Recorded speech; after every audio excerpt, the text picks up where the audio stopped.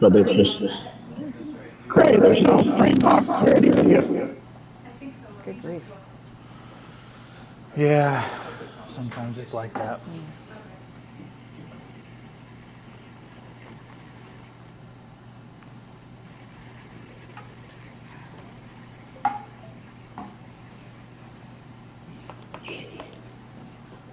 How about now, Jake? Anything change? Jake? Are you there?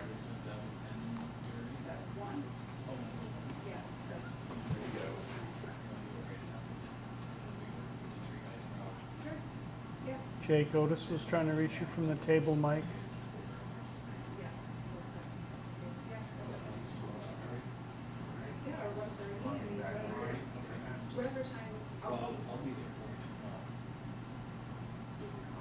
It's going to be a 15-minute meeting.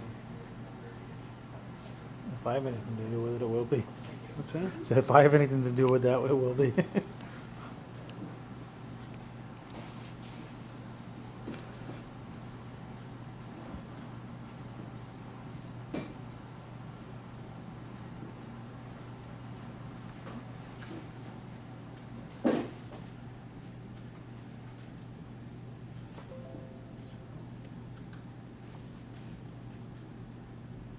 When we do the water commissioner warrants, motions is to approve it, and you have to add the address and the amount, or is it just? You know, not always. Sometimes if it's multiple people, it's just a water commitment with a total dollar amount, and that's always sufficient to do it.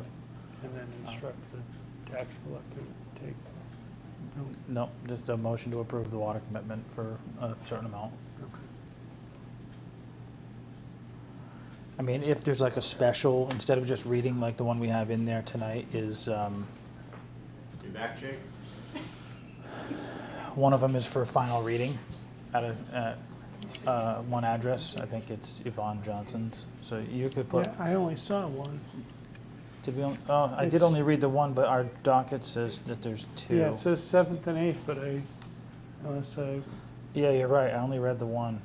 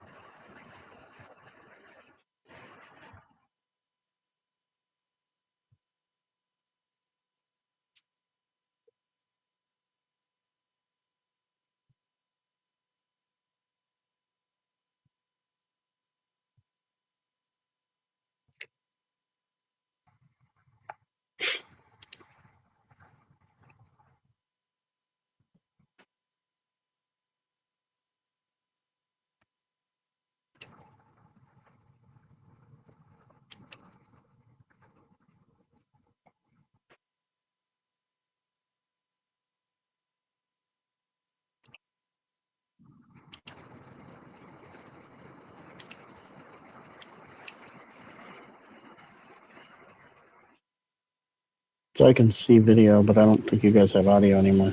Or I don't have audio anymore.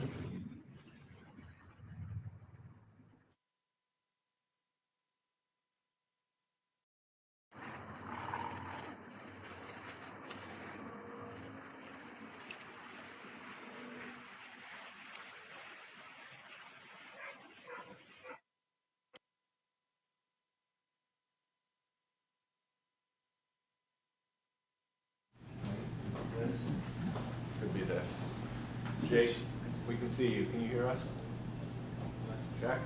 Check. Mic check. All right. Zoom out.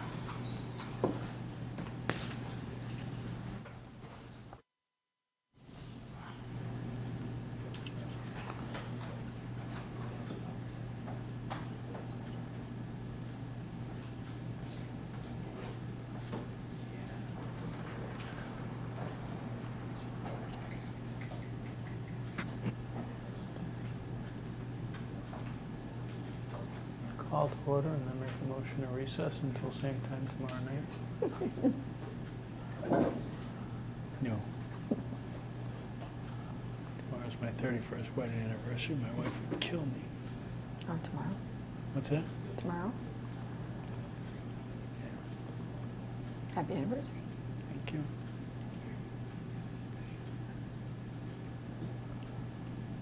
Mic check. The audio just came back. Okay, yeah. All Excellent. right. We're back in business. All right, I think we're back. We are live on the air too, audio. Yeah, I know. I can't do this without us being live. So, I think we're ready to go. It's your call, Jake, whether you want to try to chair the meeting remotely or whether you want to hand things off, because I can't guarantee that whatever problems just happened won't come back. Understood. I'll call to order and then ask one of the others to be acting chair for the night. All right.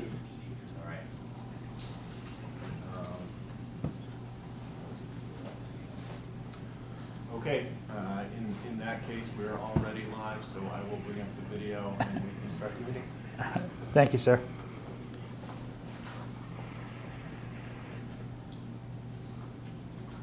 We're live. Welcome to the select board meeting for Monday, October 2nd. Call to order at 6:37 p.m. Ask one of you gentlemen to be the acting chair for tonight. Yeah, I'll take over that for you, Jake, so in case you have to step away or if we lose audio or anything. So I'll make a motion to have Scott as acting chair. I will second that. All those in favor? Aye. Aye. All right, thank you, sir. So moving right along, we'll jump right into it. We do have a joint meeting at 7 p.m., so we'll get through whatever we can until that time. We're going to start out with meeting minutes from September 13th and September 18th. I'll entertain a motion to approve.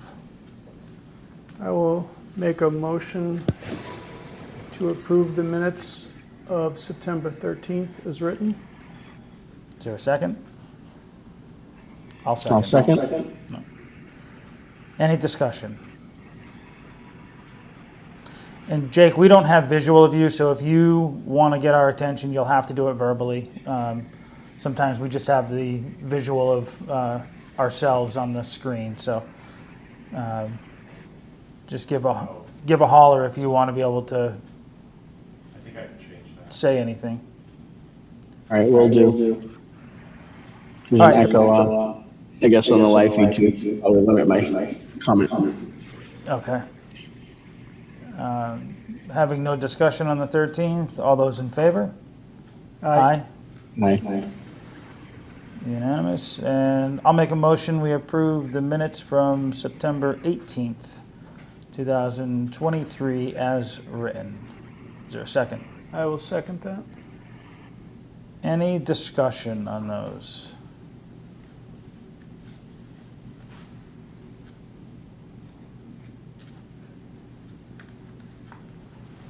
Hearing none, all those in favor? Aye. Aye.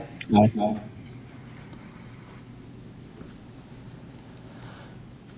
Jump down to water commitment. There's a 7th water commitment for FY24.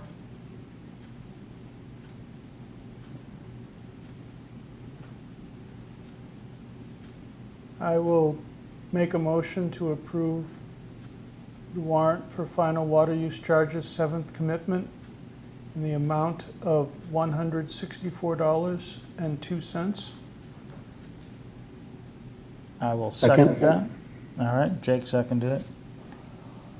Any concerns, questions? Hearing none, all those in favor? Aye. Aye. Aye.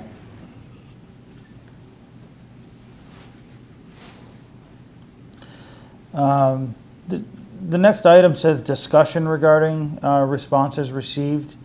I think the discussion will happen at a future date. I would just like to make known to everybody that we did have a proposal that was sent in by the deadline of September 27th at 3 p.m. And we'll go over at a future time, have time to review that proposal and any concerns we may have with it. And we'll have that as a further discussion when there's more time with that one. So that's just a notification that that did come in, and it'll be brought back in the future meeting.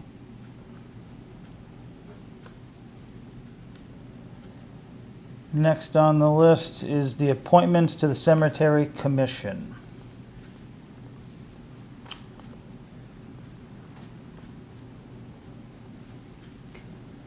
Happy to say that we had more interest than there is spots on the commission. So that was nice to see. It doesn't happen very often. For sure. Any discussion on, I'll open it up for anybody to, So I guess I'd like to echo that. It's great to have the response, and I have some thoughts on the matter based on the respondents, where one of the things that I mentioned in entering into this position was I encouraged a lot of people to get involved. So there is some fresh faces here that I would like to include. I would also like to be mindful of the balance and include a person who expressed a letter of interest that has the institutional and historical knowledge of our cemeteries and the workings that could perhaps be a guide for those who are new and making their way into volunteer community service, public service. okay?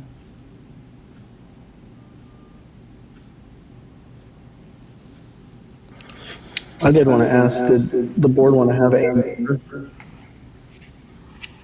on the committee or the commission? So my thoughts on that were, because there's 5 interested parties with only 3 seats, I don't think it's necessary to have one of us still fill that role. We were filling that role as a necessity because there was nobody in it. It had gone defunct over the years. In my mind, it's a secondary commission. What we should do is have a liaison appointed, like we do with any other board or commission, but not have a member sitting on it. That would be my thought on it.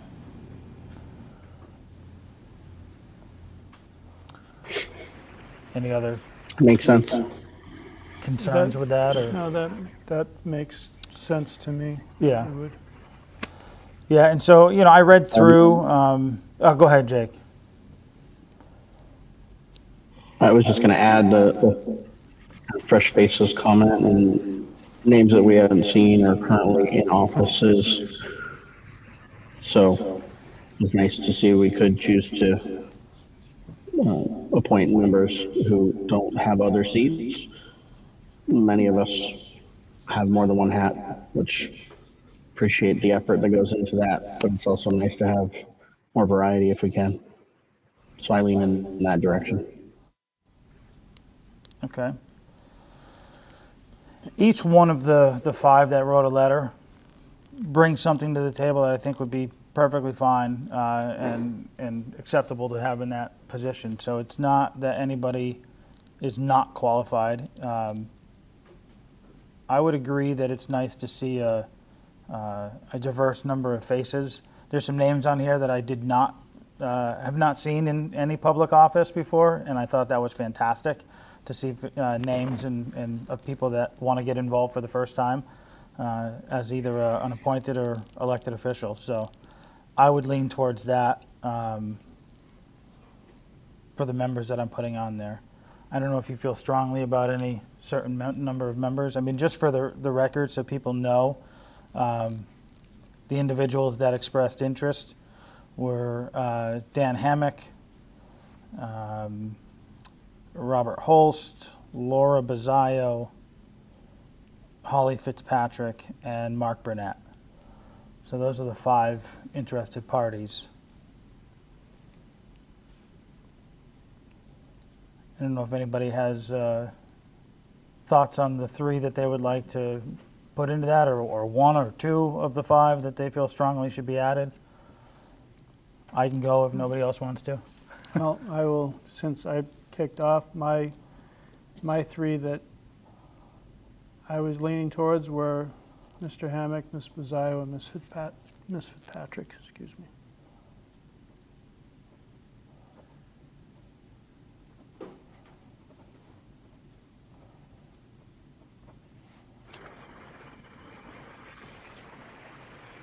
I have no concerns either way. As I was saying, I was leaning towards Fitzpatrick, Bozio, and Holst, just because it's Holst is our chief of police, obviously, but isn't in a board or committee at this time. I don't believe otherwise.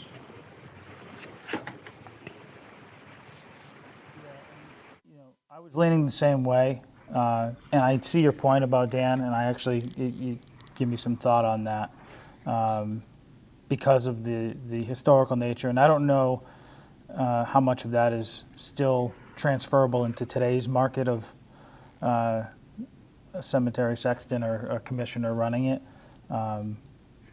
My initial thought on the 3 were people that I have not seen on boards or commissions, which would be Laura, Rob, and Holly. So I don't know if you have any objections to that. If we No pun intended, but it's not a hill I'm going to die on. Well played, sir. Well played. I hope Dan would be available had we questions, and Glenn has a fair amount of that knowledge, I would think, as the sexton today.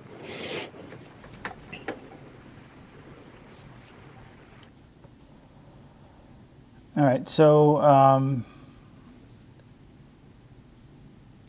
I see here on the recommended vote language, it has a motion to appoint, and it has it 3 different times. The terms, there are 3 different terms. Never mind. I'm going to run down them and just do them one at a time. Any preference on how we're placing them? We have one of the members in the audience that's interested. May I ask you a question? Sure, sir.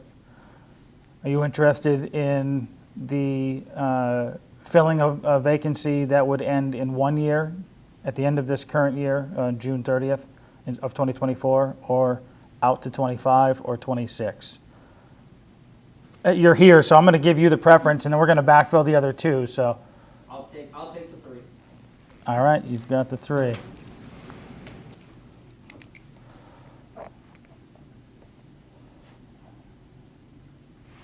And alphabetically, there really is no other rhyme or reason why somebody would get one or the other. They didn't indicate in their letters, I don't believe, of a term that they were interested in, just that they were interested. I'm going to double check that in case I missed it.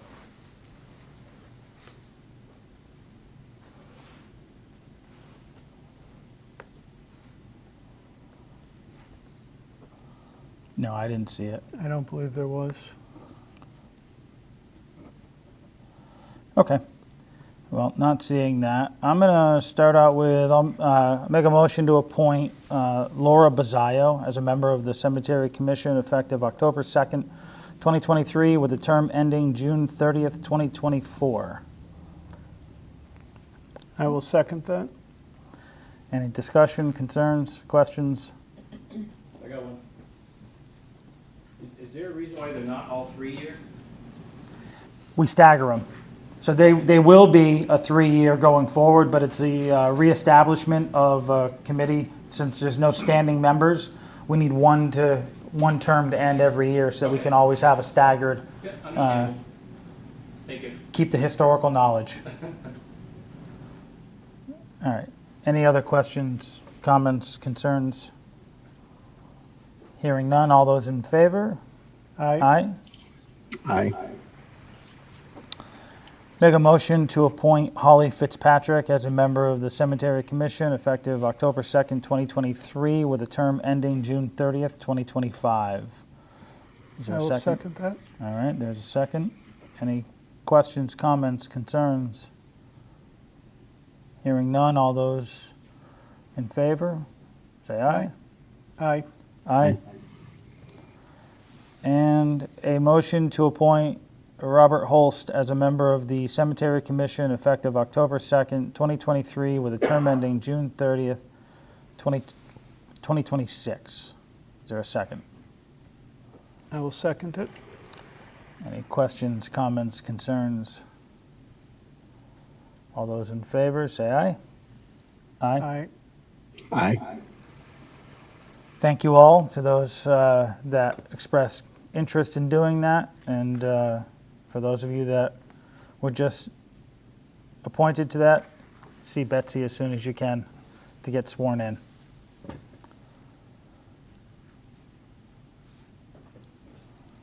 Let's see, we still got a few more minutes. We have the FFY 21 CDBG Housing Rehabilitation Loan Program. There's a budget revision number 3 proposal.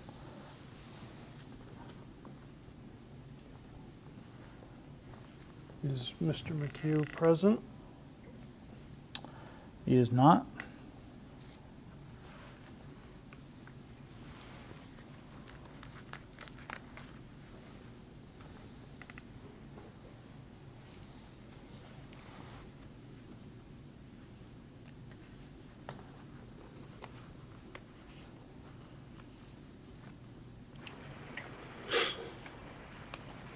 Jake, did you get any additional? Attendance, but Did you get any additional information on the $74,207, the program income? Was that just a repayment? I didn't get any other context other than the short letter. just what it says is additional program funding available, which would assist with 2 projects that are underway. That Okay. we could accept the amendment to get the additional funding. That's, okay.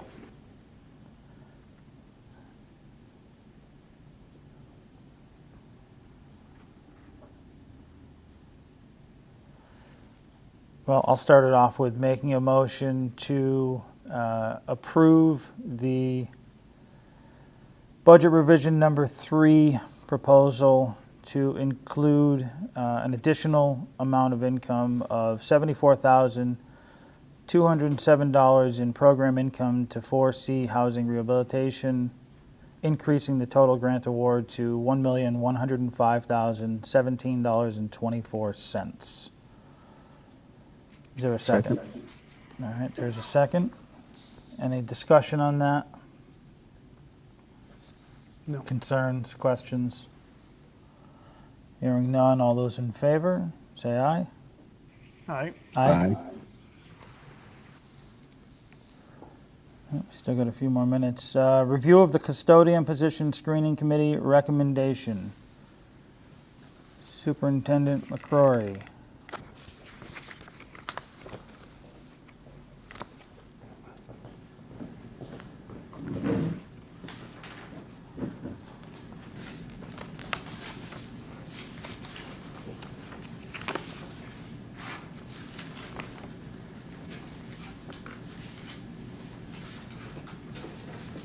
How we doing? Fantastic.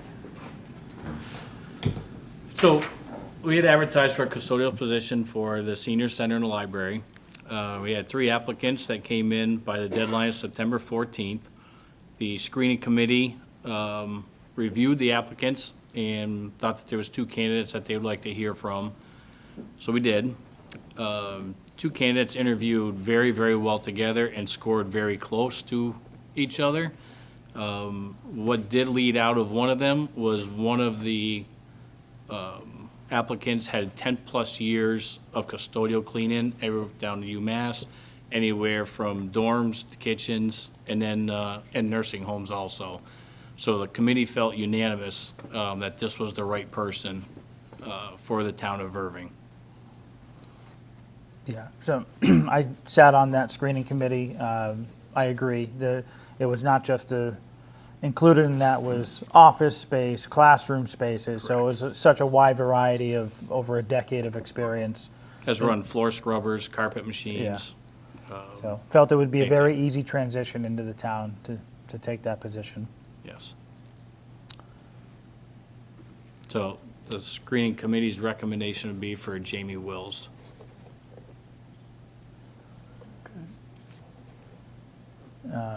Typically, there's there's always the option if we would like to do our own interview. I don't know if either one of you have that desire or feel it's necessary, based on the applicant and the recommendation from the screening committee. If the superintendent, you and the screening committee are comfortable, I'm comfortable in trusting your recommendation and ready to move forward. Thank you. Same. Thank you. All right, Okay. take a motion. I'll make a motion to appoint Jamie Wills to the custodian position at a starting pay rate of grade B, step 1, at $20.60, regularly scheduled for 40 hours a week, with a 3-month probationary period pending a medical screening and query check, with a start date on or before October 16, 2023. Is there a second? Just a question before I second. Does that leave enough time? 2 weeks? I believe so. I'll reach out to ALU first thing tomorrow morning and Jamie. Okay. I mean, I'll second. okay, I was gonna say, we could amend if you want, it's still on or before. I mean, if we want to push it out another week, if you can get it done within a week or two and higher, that's fine. Okay. But to your point, Jake, I'd hate to see AIOUs backed up and now we have to bring it back for another meeting just to get another motion. Yeah, if you want to change it to 3 weeks, that's fine, and I'll try to get her in as soon as we can. So instead of the 16th, it would be the 23rd. 23rd. Would you want to retract your second? I'll retract my second. All right. And would you like to amend your motion? I would like to retract my initial motion and make the following motion to appoint Jamie Wills to the custodian position at a starting rate of grade B, step 1, at $20.60, regularly scheduled for 40 hours a week, with a 3-month probationary period pending a medical screening and a query check, with a start date on or before October 23rd, 2023. Is there a second? One second. All those in favor? Aye. Aye. All right. Thank you. And you'll reach out and make the I will. notifications? Betsy, you can drop the letter of offer? Thank you. And while we have you here, we're going to jump right into the next one. Yep. Discussion regarding proposed bench placement near French King Bridge. Brian, you want in?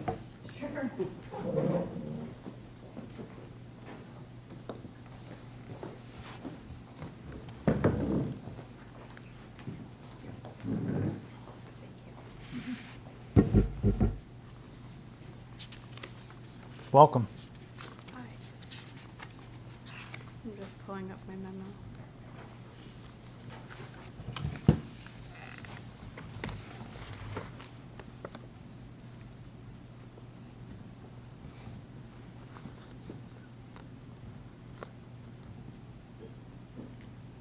So, I've been working on planning an acknowledgement reception that the French King Bridge barriers are complete. Actually, I drove over on my way here. It looks like they've demobilized quite a bit. There's just a few kind of temporary fence panels left on either side. So that is scheduled for October 12th at 11 a.m. at the French King Restaurant, and it's going to be open to the public. But I am asking people to RSVP so that we can have a head count. And my first question is if any of you would like to be there to speak, and if so, who? I'm unable to with work. I don't know if you're available or not. I do intend on being there.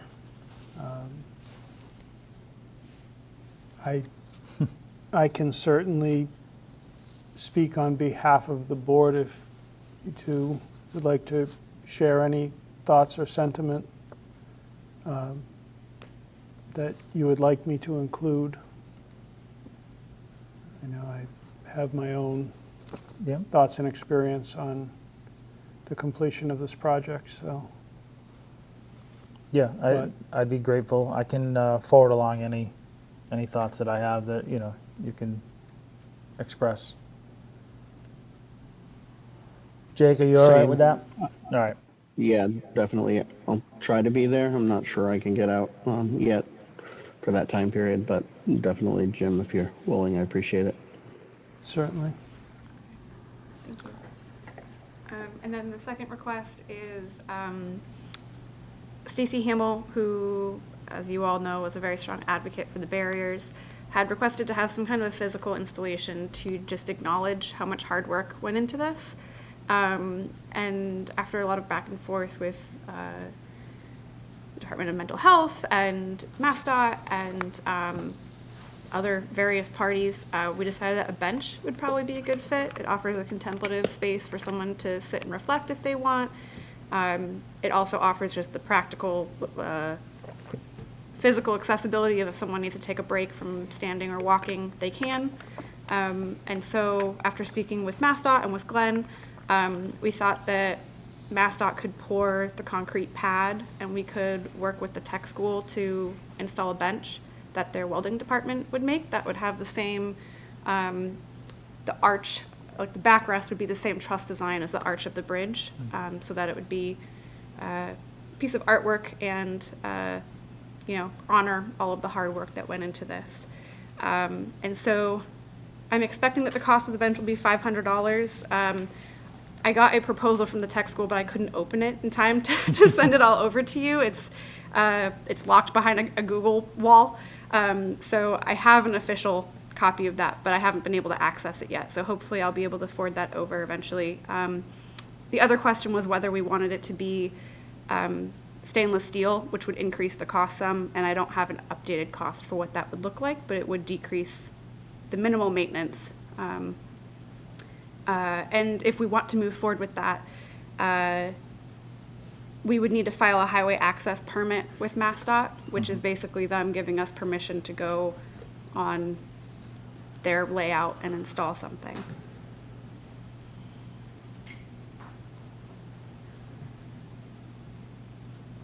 So the cost, you referenced the town building maintenance account. Glenn, you think even with the increase for the stainless, you think that account would be able to? Yeah, I do. Okay. Yeah, we can make that work. Okay. Yeah, as long as we have the funding for it, anything that would prolong and minimize our need to go do maintenance on it, the better. So I'm good with using that account, that line item, to move forward with the bench. As far as, do you need a motion for that? You want one just to satisfy it? Or just permission? I think I just want to make sure that you're I have okay no with me moving concerns forward with that. you filing that permit to be able to put the bench up so that we can make sure that everything's above board and that it's documented through Mass DOT's proper channels. Okay. We would be responsible for maintenance going forward, I realize I think I put that in there, but just to make that clear. Yep. I expect that there will be minimal maintenance. Any concerns? Glenn, are you able to sign those permits, or I don't know what they look like? I've never seen one of them. I'm certainly willing to. We can take a look at them as soon as they come over, as soon as Mariah gets them. Yeah, it's an online portal, so I just fill it out. If I need someone's signature, yeah, if it's okay if Glenn signs it, then that works.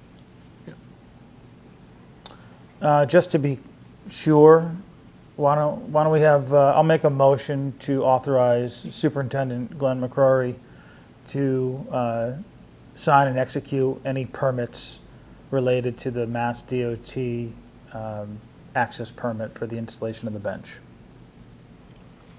Is there a second? Second? All those in favor?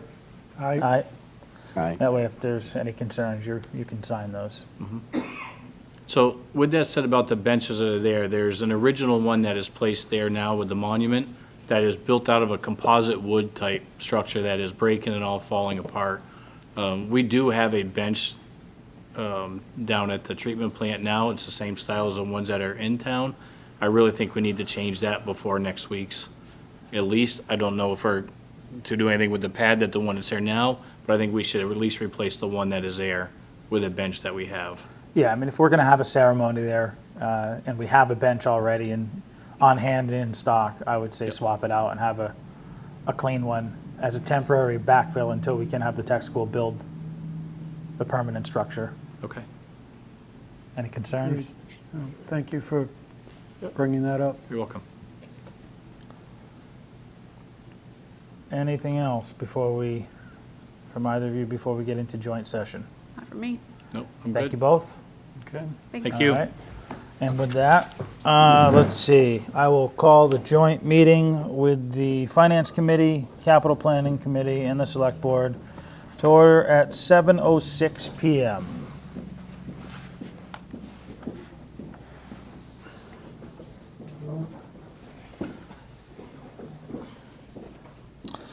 Oh, Mariah, I should have asked you to stay right up there. My apologies.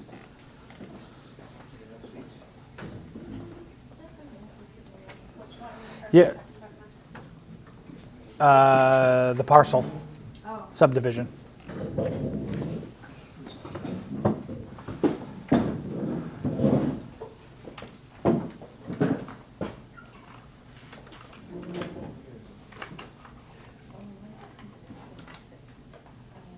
All right.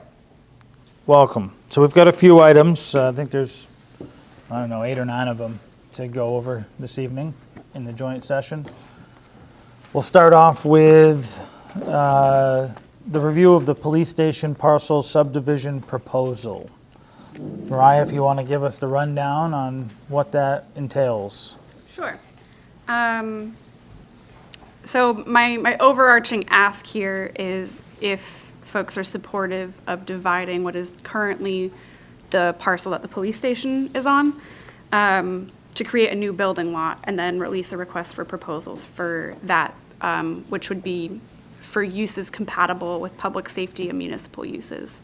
This is an additional project on top of things we had already planned, so I recognize I'm making more work for myself.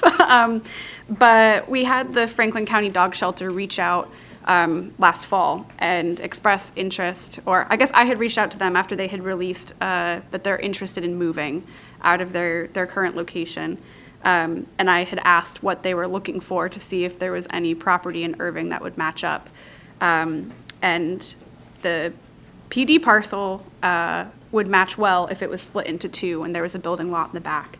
And so I have a whole bunch more information in my memo about the different abutters, but generally that parcel does not have residential abutters. The use would be compatible with the current public safety use there. And they're specifically looking for a property that is, easily accessible. It's on Route 2. It's not far from kind of the center of the county. And I included their letter to the select board kind of describing some of that. So I also included 2 proposals from surveyors about different ways that we could divide that parcel up. One of the surveyors came out and actually walked the site with us, with Jackie Boyden and Brian and I, and we determined that we could create a road layout so that would maintain a public road where the driveway currently stubs out, and then do an approval not required process through the planning board if we chose to do that.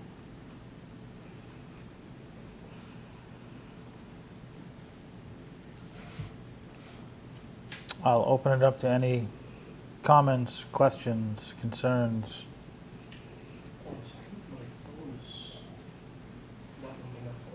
Can I borrow yours for a second? Without, Deb here, she left us a message. Oh, okay. Once the joint meeting is called to order, one of you will need to let the selectmen know you need a moment to elect a chair for the night. You'll need to do this in order to vote on anything tonight. So So we're going to need a moment. You take your To elect moment the and do your chair. in-house, and we will contemplate the proposal that's in front of us. In-house and we be outhouse. Who would like to be chair? Gonna happen one of these days. Would you like to be chair for the night? Sure. Oh, excellent. I'd like to make a motion to make Thomas Duffy the chair for this evening. And I second that. Oh, I, Thomas Duffy. No, You just have to say, all those in favor? Oh, all those in favor? Aye. Okay. All right, way to go. you now have a chair, so you can call your motions as needed. So, again, I will open it up to any questions, comments, concerns on the proposal to split that parcel into 2 parcels. And so I'm going to actually just start out, Jackie. So when you walked it, there's no concerns. Did I hear you say correctly that the driveway would become a public way? Yes, it enables you to create the frontage, to make it an approval not required, which is the simplest process for planning board. If you meet the dimensional and frontage requirements, you submit your A&R, your approval not required, and 21 days later, you file it with the registry of deeds. Usually planning boards look at it to make sure it meets those, but it's the simplest process. We had a fairly long meeting with the surveyor, it looks pretty easy to do. The only thing I will caution is that if the proposal moves forward, the Franklin County dogs, they might need a special permit for that particular use, that's all. I just want to, it might be another layer. Yeah. It's also worth just noting that if we put out a request for proposal, it doesn't mean that the dog shelter will be the one selected, because it has to be open to everyone. Correct. But yeah, there's plenty of land, and the road, the driveway is actually wide enough to already be a road layout. It's fairly wide. Okay. If we were to make that a public way, does that change the address of the existing police station from French King Highway to a new number on this new public way? It doesn't necessarily have to. You can if you want when you name the street, but our zoning bylaws say you have to access your frontage in order to build. And so currently that's what we do with the existing driveway, right? So that's why you need to kind of make it a road. And so it could still be, because it's facing French King, so it could still be that, or you could rename it, number it. It's been done before, it's not, you know. No, I was just, in terms of the existing curb cut and how that would all evolve with the state or with, if we're, That was one of my concerns Yeah, as well. well, your curb cut is fine, you're creating a road, right? So, I don't think it comes into play with the state, because you already have permission to enter your land from Route 2. So creating a public way isn't gonna change that, because it's not their land, it's our land, the town's land. But you might want to rename where the police station is located if this moves forward.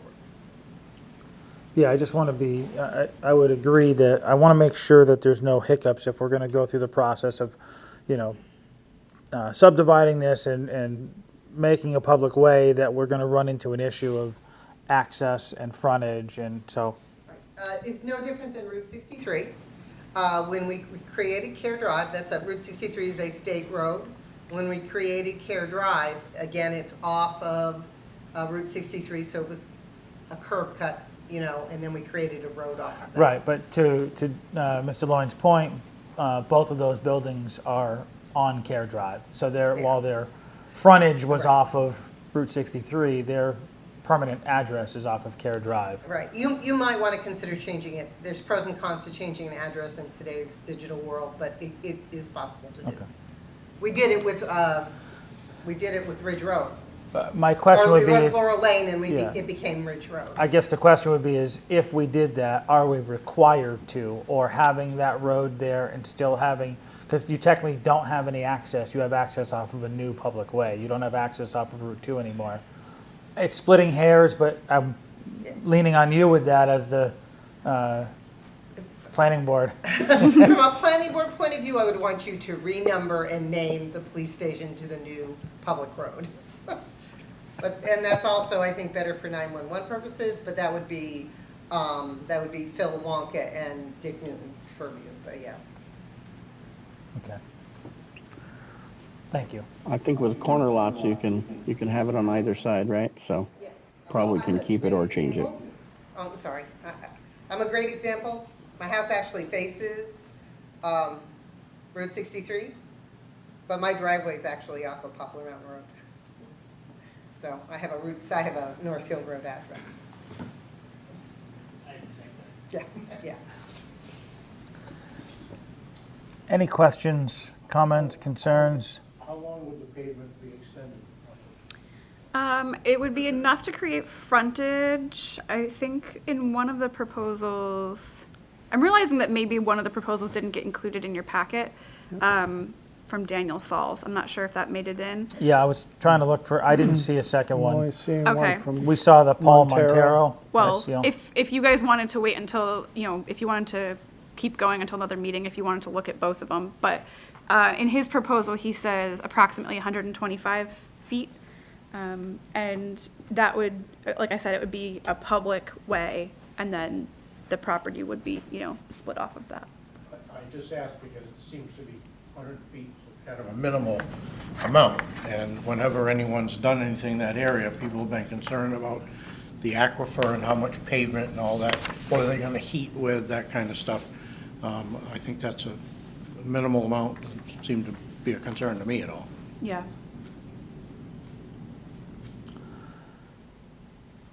What are you looking for this evening? I mean, general guidance is great if you wanted to, I guess without you guys having both survey I was things, just gonna- you can't really say I what was to just go going to forward say, with. so I was going to give you general, my own thought, and I'll let others weigh in on their own. I'm in favor. I know we spoke before on this.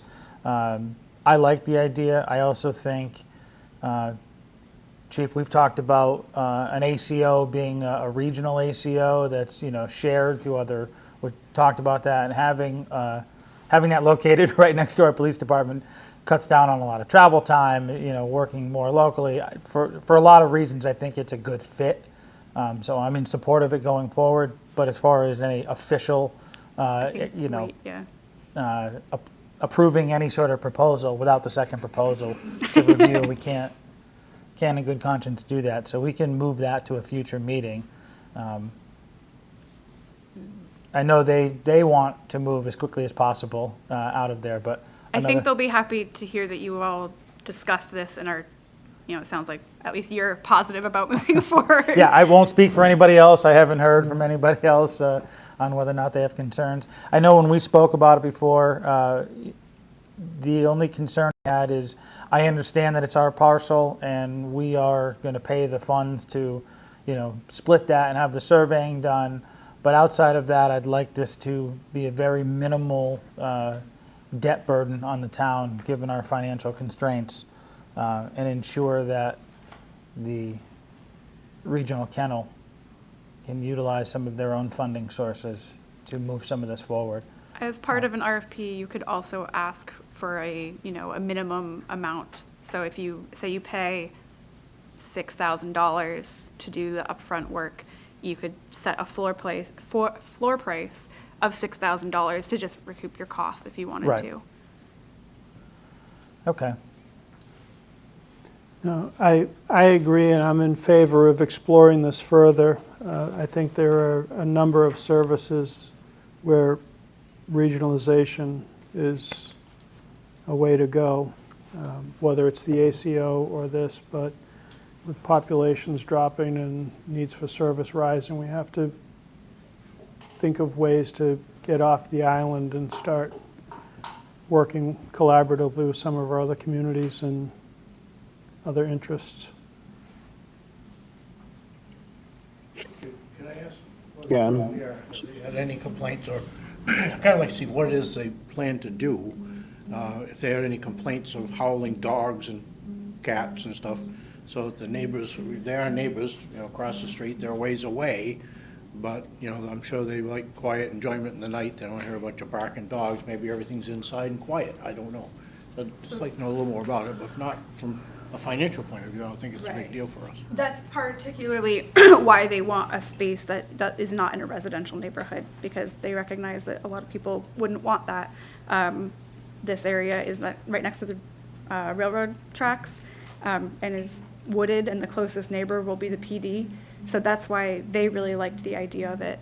I think they would be willing to come speak if they just wanted to get an idea of whether you all were even interested before they, had a design put together or anything like that. So I think if you all show that you're interested, I think they'd be more than willing to come speak at a meeting if that's what you wanted, or offer up some more information on their concept.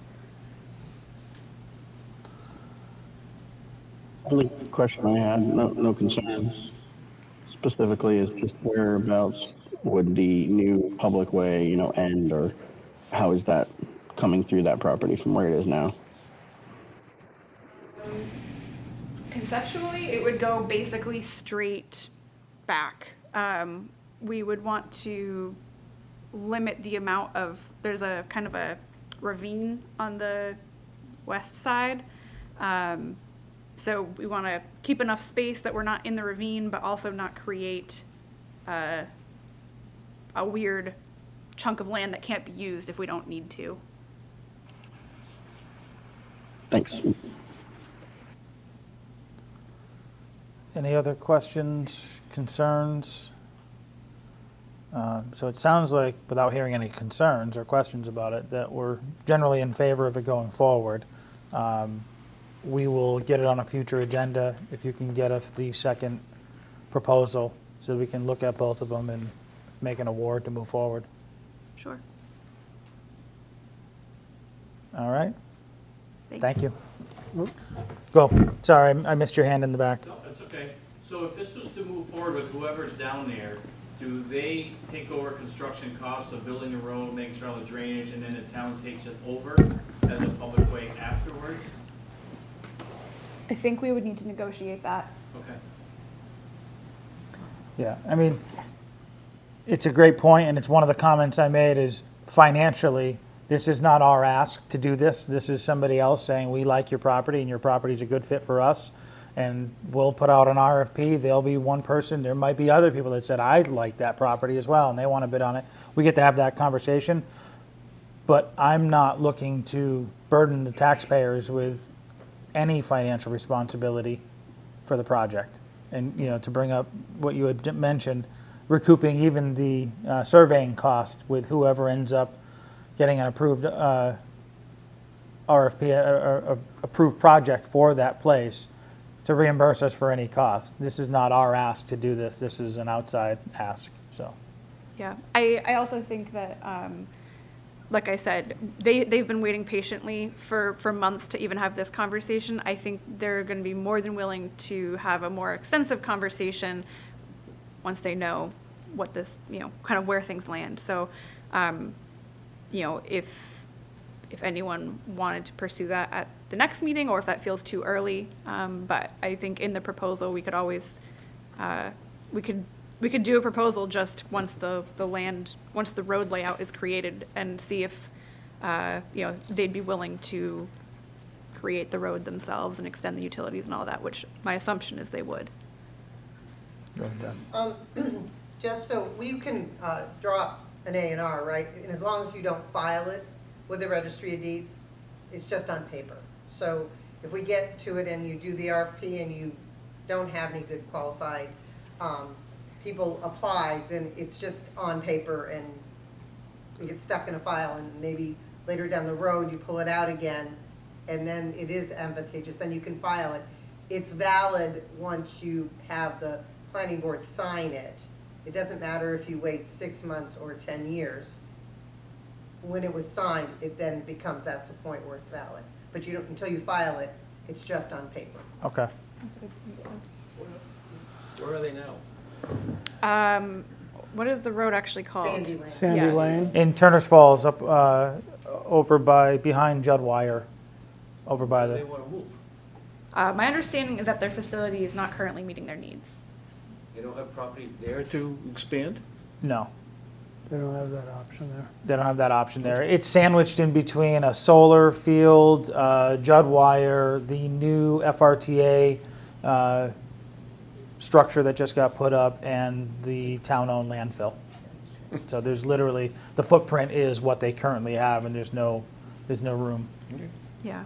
My understanding is that the structure itself also has some issues. I Correct. think in their letter, they said that there's like roof problems and some other issues, so they've been actively looking for a new space.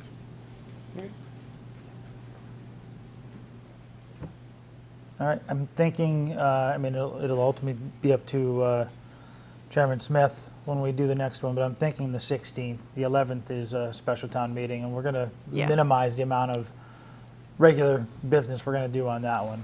So I'm assuming it'll get put onto the 16th if we can get all the documentation. All right, thank you.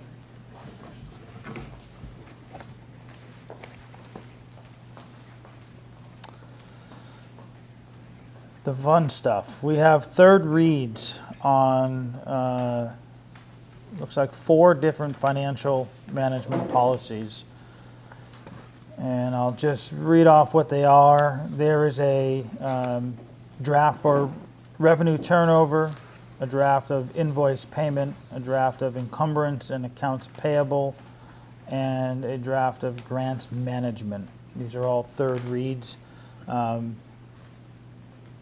In a note that Chairman Smith had sent, recognizing that while we've had several reads on these, and this is our third read, others may not have had as many opportunities.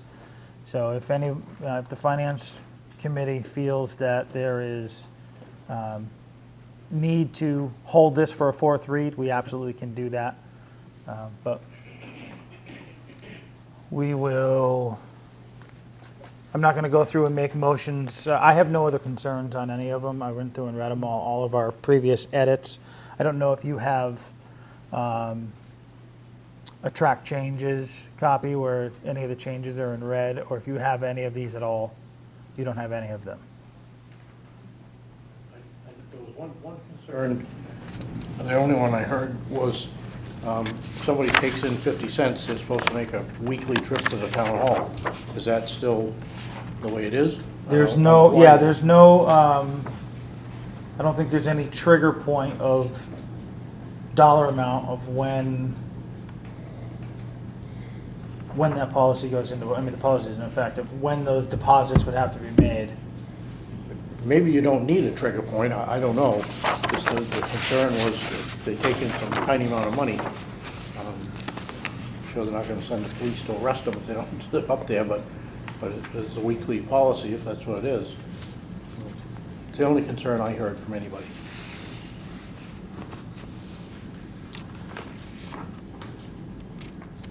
Yeah, I don't know of anything.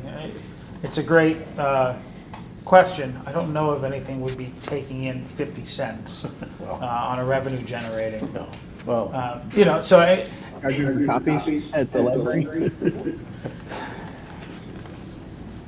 I don't know, just a question. yeah, I don't know. I certainly don't expect them to get an answer, it just was a question Yeah. to consider. I mean, I'll ask the Finance Committee if you have concerns and you haven't had a chance to look at them, and they are all financial policies. So if you haven't had a chance, I would actually recommend that we bring them back for another meeting and do a fourth read. I didn't realize you hadn't had a copy of them yet. That sounds good. So we'll put them on for the 16th, and we'll get you all copies very quickly so that you can review them.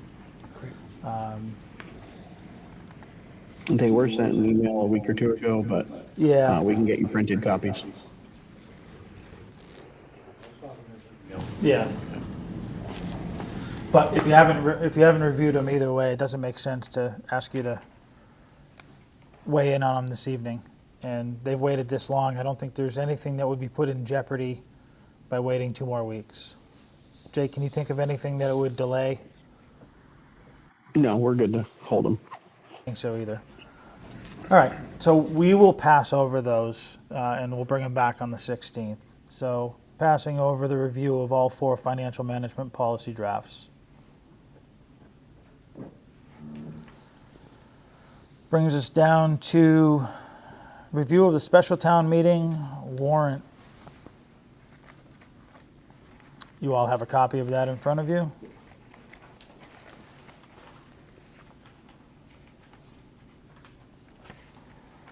So I will start out by saying we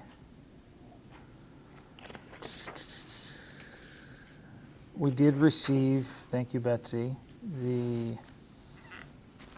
there's a request to amend Article 1, which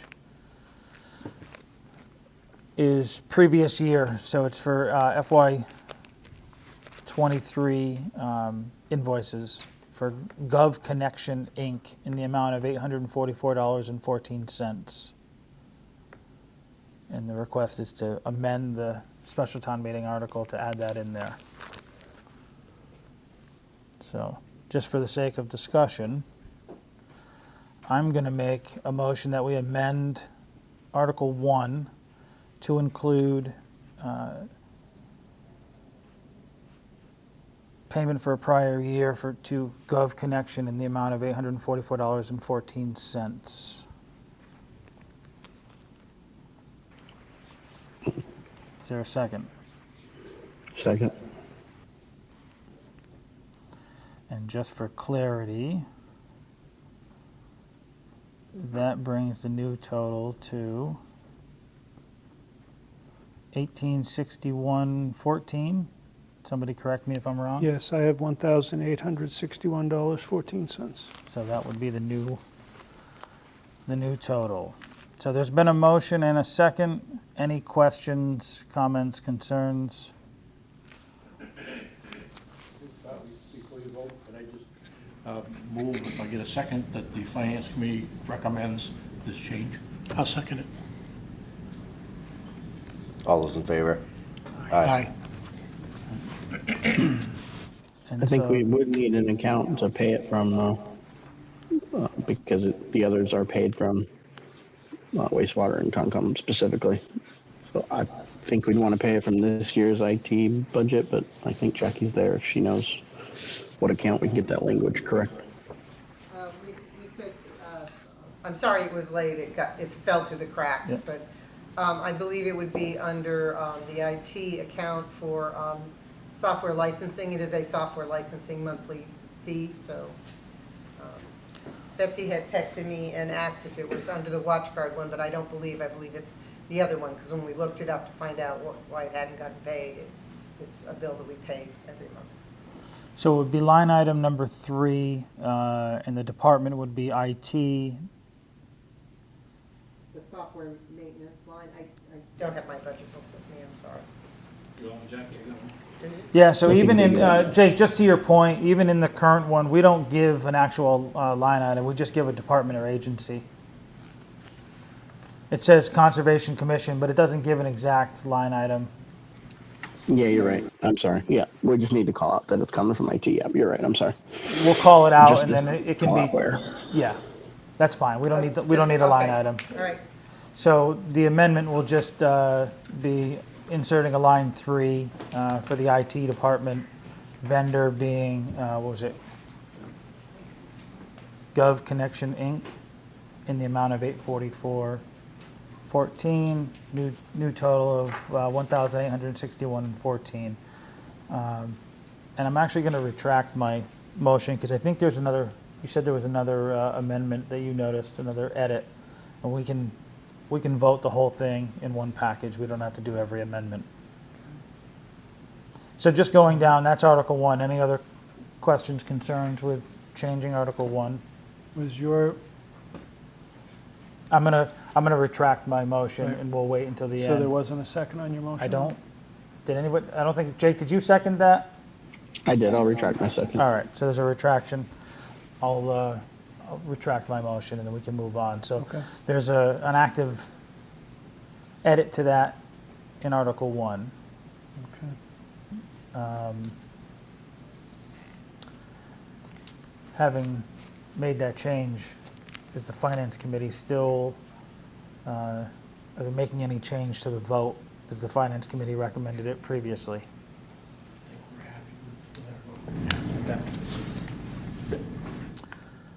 There was no change to Article 2, which is the FY24 elected official compensation. That's just putting it all into one document to break it out.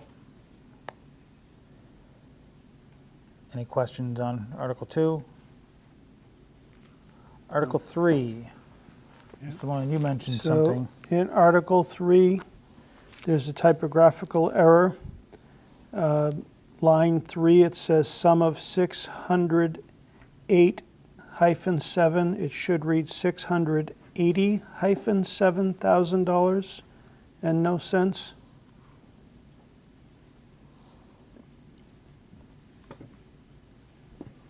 Thank you for catching that. It's amazing how many times we can read these and still miss those. Any other questions, comments, concerns with Article 3? Article 4 is the FY24 Water Department Enterprise Fund. Now, all of these changes, we've all seen these. I'm not diving into where these came from or, what purpose they serve. We've been talking about these since annual town meeting last year. So I'm not going to belabor the point. If people have questions that have come up since the last time we've discussed them, please feel free. But I'm just going to give everybody a moment to sort of look at them one last time as we scroll down through all of them and chime in if you have any concerns. So Article 4 is R&A for continuing annual appropriations. We broke those out because they are annual appropriations, the two for the assessors and the Finance Committee, which was the newly created grant opportunity match. Article 6, raise and appropriate. That's the bulk of the capital stabilization account. That's our annual appropriation to be able to put our large sum in there to work on our capital stabilization annually. Article 7 pulled out 2 capital projects that we want to move forward with currently, and that's miscellaneous bridge repairs and highway road work improvements to the sum of $55,000.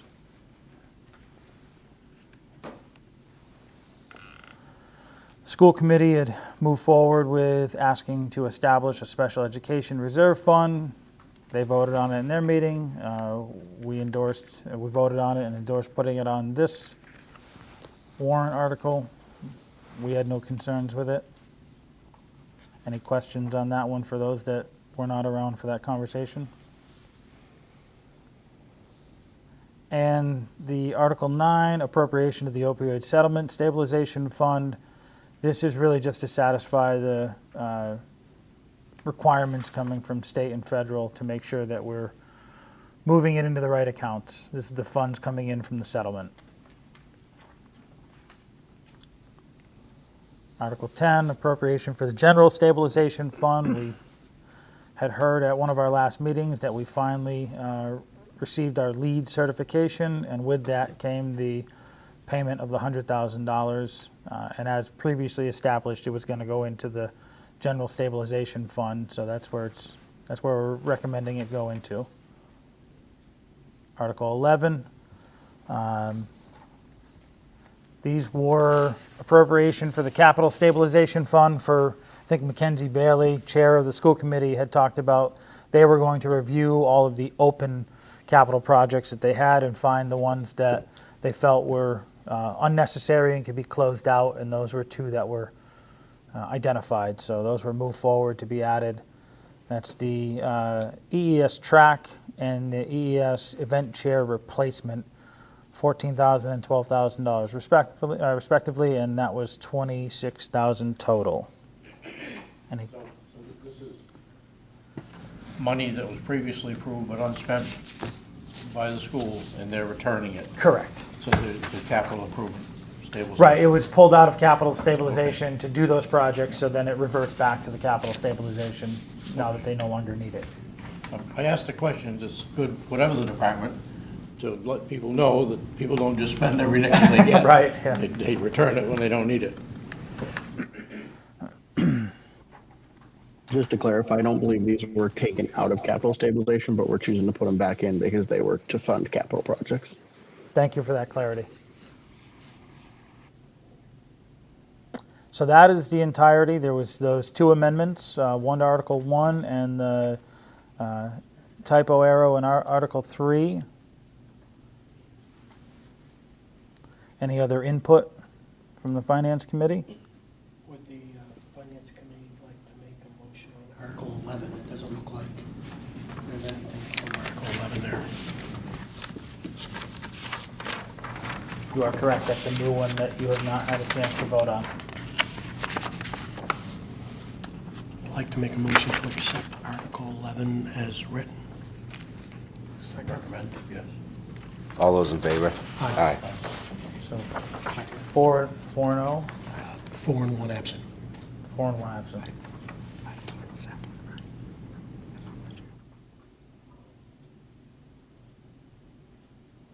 Point of order. Can Thomas second if he's the chairman? Yes, you can. Okay. Yeah, he did. He was looking at me. I know. Yeah, you made the motion. Deb goes away for the night and Charlie, No, I Charlie don't. seconded goes it. to We're hell. all good. We're all good. So we can, we'll make those amendments, add in that, that recommending approval from the Finance Committee. Any other amendments, questions, comments? Hearing none. Jake, any questions? Any comments, any concerns? Negative. All right, then I will make a motion to approve the special town meeting warrant to be held Wednesday, October 18th, 2023 at 7 PM at the Erving Elementary School, 28 Northfield Road, Erving, Mass, as amended this evening. Is there a second? I will second that. Any last minute discussion on this item? I have a question. Since it's after the signature and the posting of the warrant, is it informational, if it's a couple pages after, is that outside the purview of what you're approving? Or that's, you're approving the whole thing?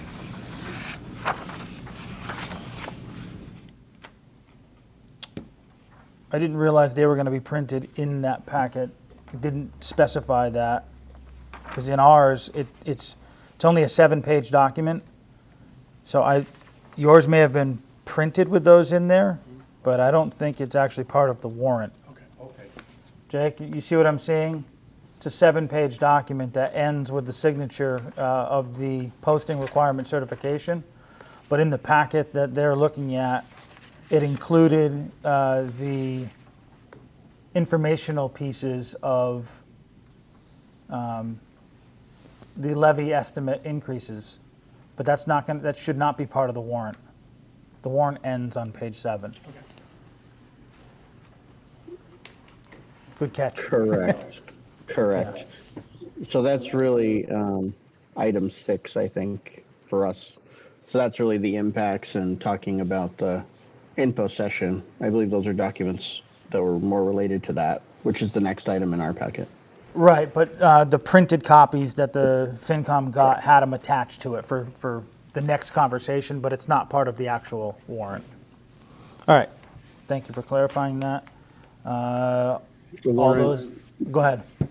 the warrant will have the mailing page, and if there's room on that or on the other page, it will have something similar to the informational notice that went out about the info session, because these will probably show up before the info session as well. So we'll repeat that on the spare page or on the postal page, but that's it. Okay. Thank you.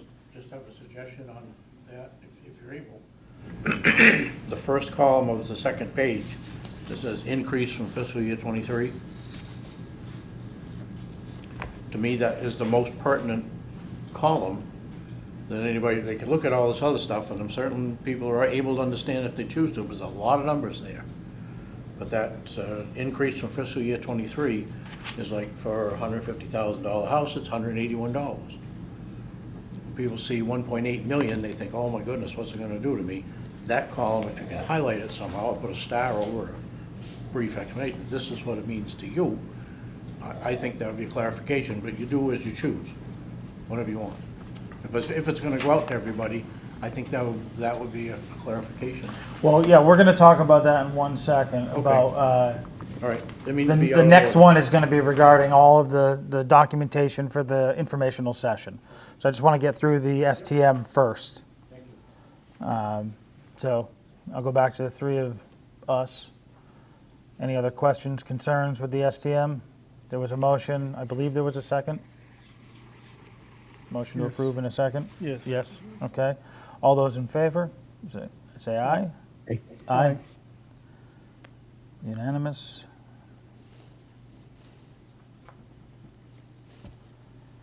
So now we will jump right into discussions regarding October 11th, 2023 informational session.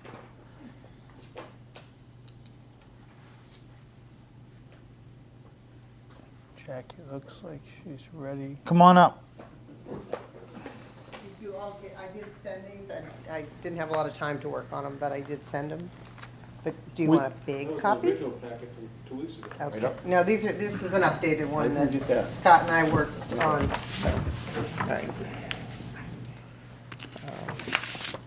I figured it was gonna be late. Everybody's eyes are gonna be tired. I couldn't do it on big paper. It is in the packet. It's in the packet. She just printed it in 11 by 17, so it'll fit on one page, but ours is broken up over 3 pages. Thank you. I'll look at it digitally. The first call.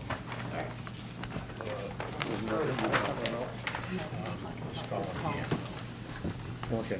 So, I took what you had asked at the last meeting, and Scott and I were thinking along the same lines, and so he gave me a template, and then I expanded it a little bit to try to have it make sense to an average person. I realize it's a little busy, and there's a lot on it, but you need some of those extra columns to make sense when you're trying to figure out what the end result is. And without them being there, it's not going to make sense for somebody to pick it up and see. So we kept the columns from 150 to 2 million. Basically, it's a tax bill for the first 2 columns are residential and open space from fiscal year '23. And then the impact without the override, because we already know what we've already spent. This is an estimate again, and there's that increase. And then with the override, and then on the other side is the commercial. And then Dan had requested that we figure out the percentages, to figure out somewhere where that would be the actual percentage of the override, which is what the bottom columns are. So if you don't like that, I'm now done with my Boston Appellate Tax Board case, and so I'm back in the office so I could make some more improvements this week if you want some more changes. I think it was maybe Charlie asked about percentages. Somebody asked to, I just had it in my notes to fix it, so maybe it was Charlie, Again, sorry. To me, the most important column we've got here is number 1, the assessed value, to know roughly how much their home is being taxed valued at. And number 6 is the increase, how much it would cost them per year, say a $100,000 house, $242. And then number 11, the very end is for commercial industrial for the business in town. a lot of information everybody can understand that they want, but to me, those are things I'd be interested in, so maybe they'd be what other people more interested in. Yeah, I mean, if we're talking about, the formatting of how we deliver this and what it looks like, I don't know, I'm trying to look at it and figure out, because I don't have it in a working Word document to do that, or Excel.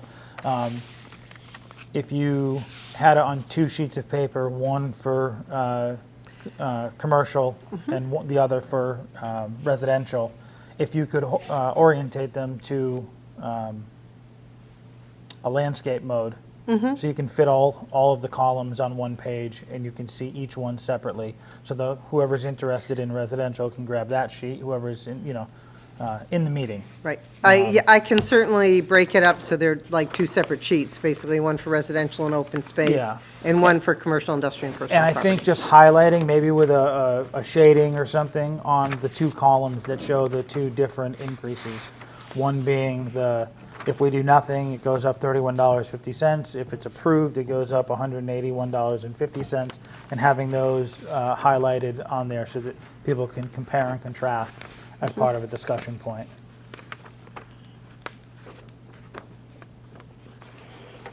I unfortunately couldn't quite hear Dan talking there, but was it just a concern about how much data on a single sheet, or? It was, I think Dan's point was just sort of highlighting those 2 columns to really call it out, so that when people pull up that sheet and they see it and they look at it, the one question that comes to people's mind, or at least is thought to be the one question, is, what's it going to cost me? What's it going to cost me if we do nothing? What's it going to cost me if we approve it? And so by highlighting those 2 lines, people can quickly look at it and say, here's my rough estimate home value, and here's what an approval will cost me, here's what a denial will cost me. Are you happy with the information on the bottom, which is the percentages? I can duplicate that on both sheets. It's fine.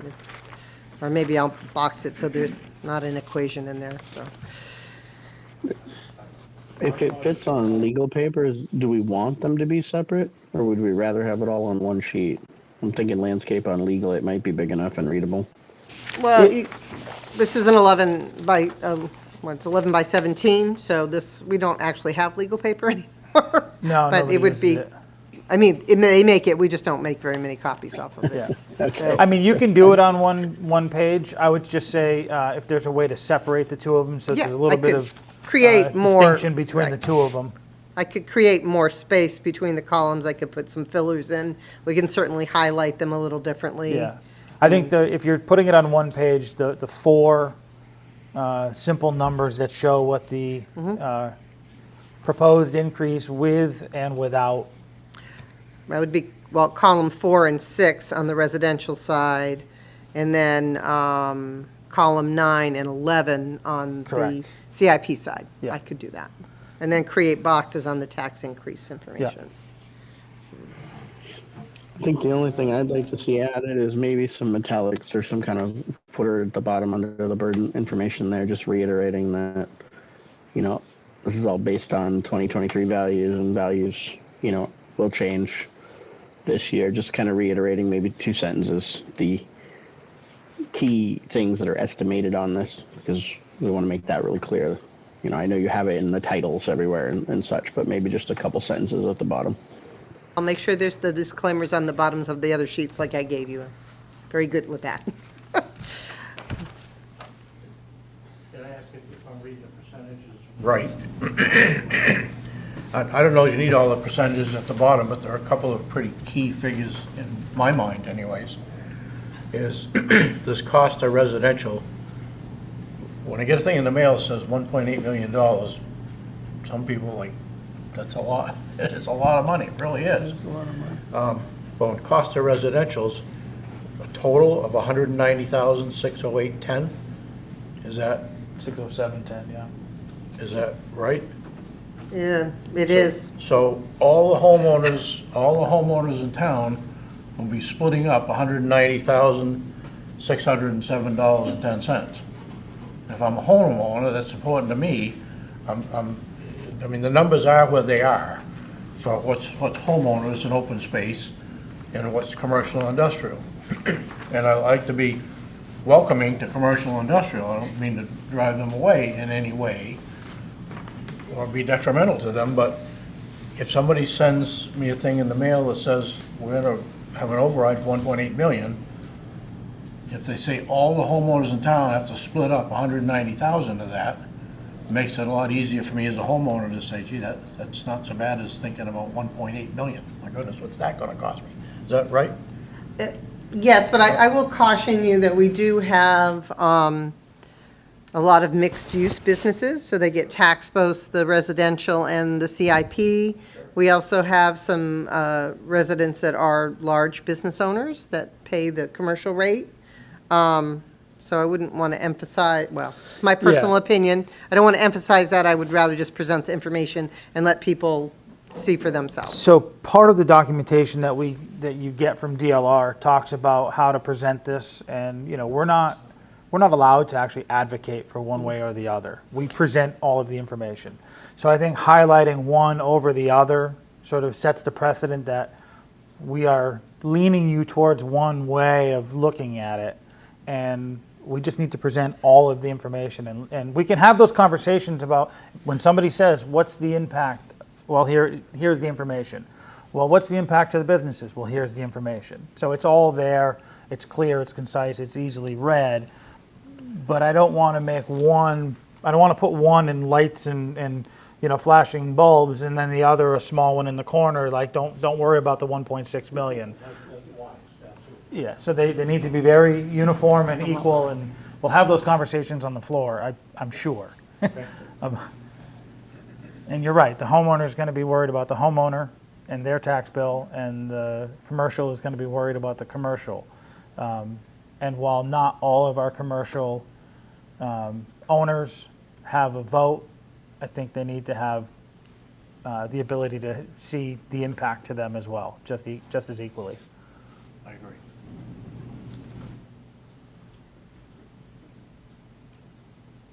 Any other comments, suggestions, wants?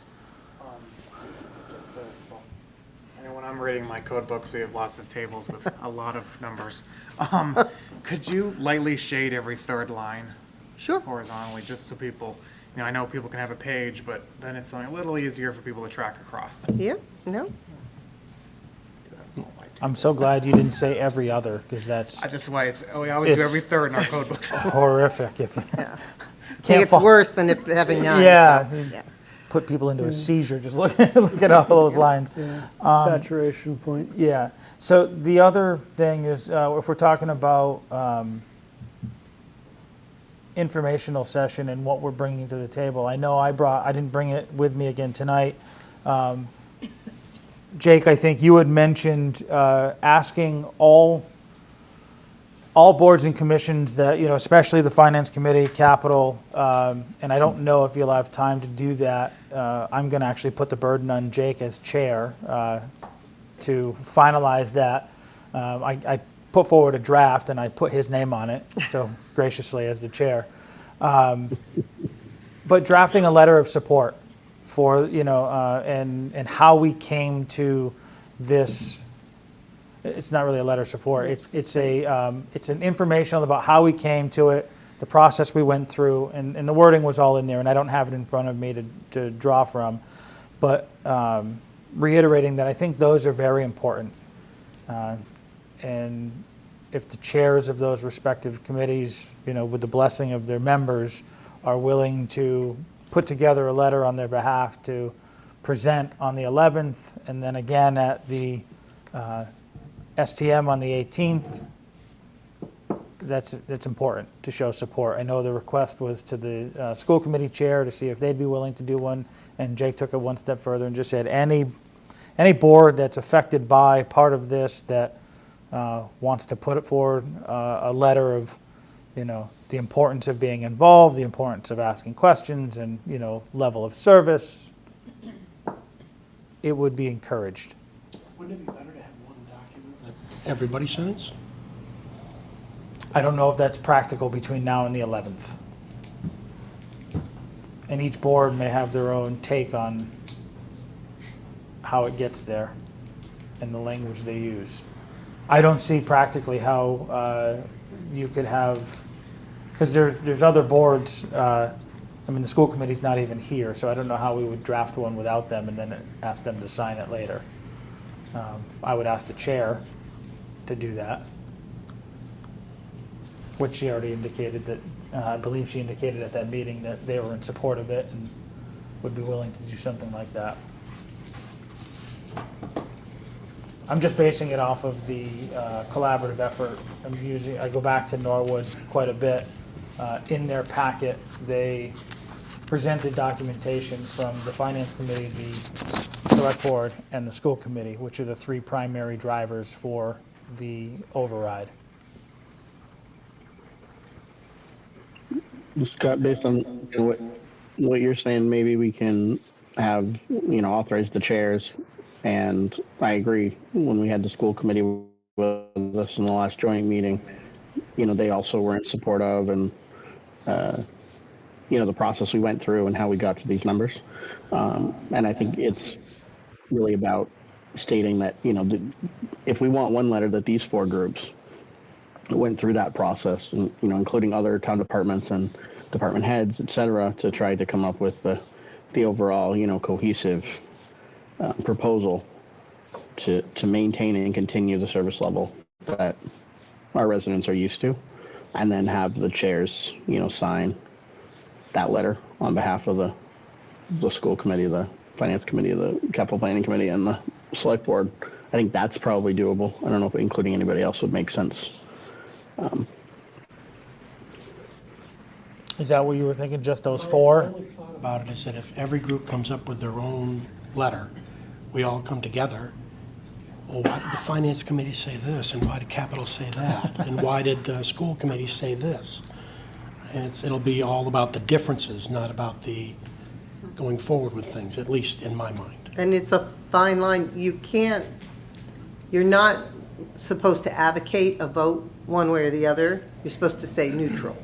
So you can give the facts, but you can't say, we want you to vote for this. So it might be harder to straddle that line. Yeah, with If- every right. group, right? Whereas you could come up with one document that would be Yeah. neutral, that would be, Jake, can I ask, are you willing to take that on and use the draft that we had a few meetings ago and revise that so that it's inclusive of the four boards and commissions that have been working on this since its inception? I think you said chairs, so that's you and Thomas, right? Ben? No. Yeah, I would be.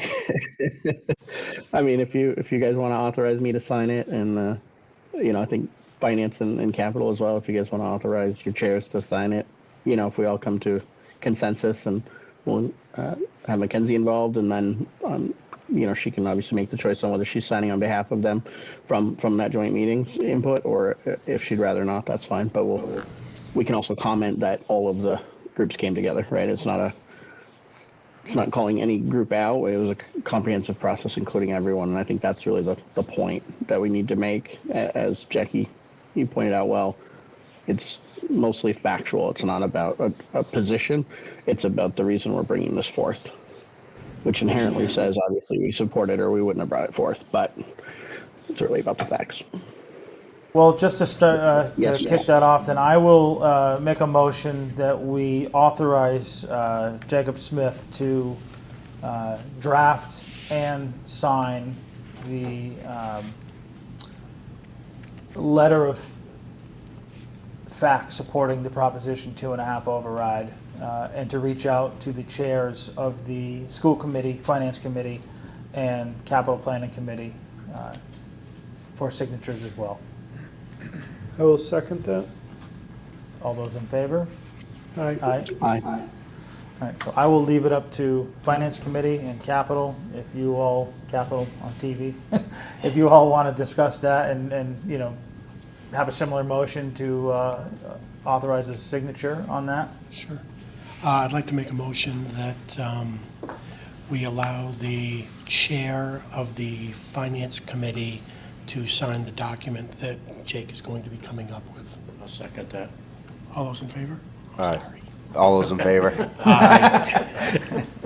And I'd like to make a motion that the chair of the capital planning committee do the same for Jake to put the letter together and for you to sign it. Second. All those in favor? Aye. That's capital, Jake. Aye. Not fast enough on the mute button.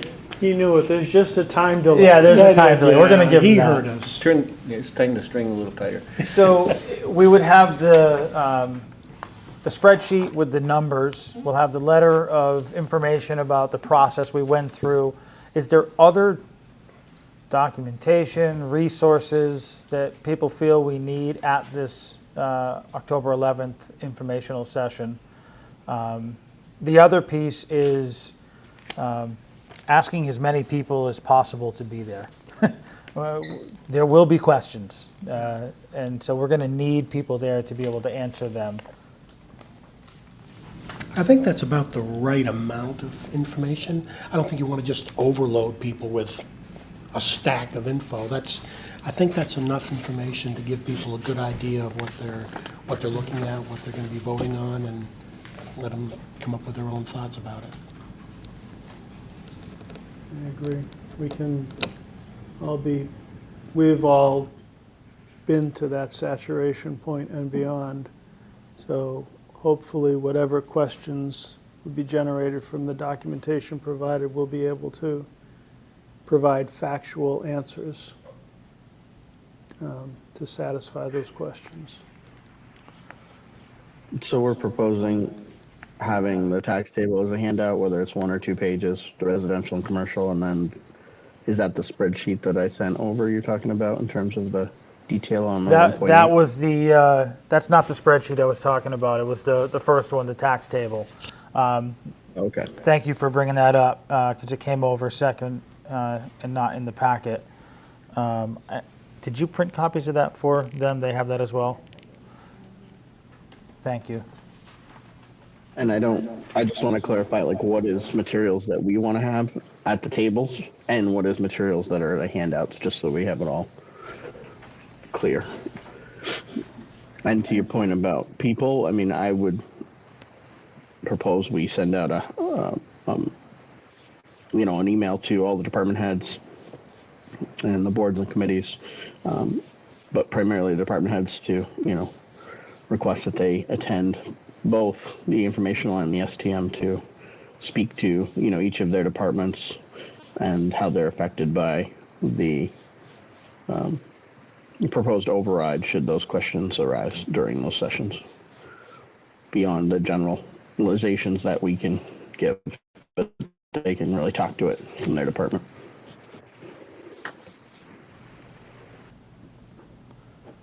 Yeah. I mean, I think with any special town meeting, any annual town meeting, department heads are there. It's a known expectation that there's a meeting to address the budget that you oversee.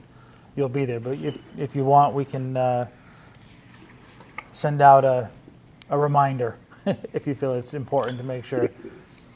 Well, I mean, maybe more so the informational session. I assume we want them to attend if they're available for that as well. Yeah. To add clarity there. I don't see any harm in reinforcing the message. Gentle reminder as it is. All right, we'll make sure that goes out. So then we would have the 3 documents, because the third document is the other sort of high-level breakdown of each division of budget, and then actual department that's affected, dollar amount, and then a generalized purpose. And I think everybody should have one on the table there. It's just a small spreadsheet that Jake put together, and it highlights all of the discussion points that we talked about over the last several months, creating the override packet. Any concerns with that being one of the documents? I wasn't necessarily recommending or not that we give that as a handout, but just wanted to make sure I know it was one of the questions or requests was a reference for, even for us, just a quick reference of what each thing was. Okay, so that was your intention with that one? It Just could to go either clar- way, I have no preference, but Go for it. Okay, under capital improvements, the total number is 955, and it says stabilization 955, and then 50 and 5. Is that, I think I just answered my own question, but the 50,000 for road work and the 5 for miscellaneous bridge are included in that 955 total number? It's not in addition to, it says stabilization 955, roadwork improvements 50, miscellaneous bridge repairs 5. So the way the STM is written is what we have to go off of. Okay, And it is written to put 955 into stabilization and then pull out 55,000 out of capital Okay. stabilization. So they're two separate pieces, okay. exclusive of each other. You're right, I remember that conversation now, I apologize. Yeah. Maybe I'm Yeah. saturated with And so numbers. regardless of whether or not and I think that was the question, Jake, you had posed it saying, regardless of what happens with the override, that's why they're separate. The request is to still move forward with that $55,000 warrant article and pull that out of the current stabilization, regardless of Prop 2.5. So Jake, after hearing you say that, looking at that, I think that does make sense that this is a quick reference guide for those of us in attendance, for department heads, to look at very quickly when we're having those discussions. I would agree. And so just keeping the public documents being the levy spreadsheet that was presented and we've given guidance on, and then the letter from the chairs. And the rest will just be a very robust conversation, I'm sure. should we have the STM available as well? If we have it printed by then, we should, probably will. I would imagine we'll have it printed before the 11th.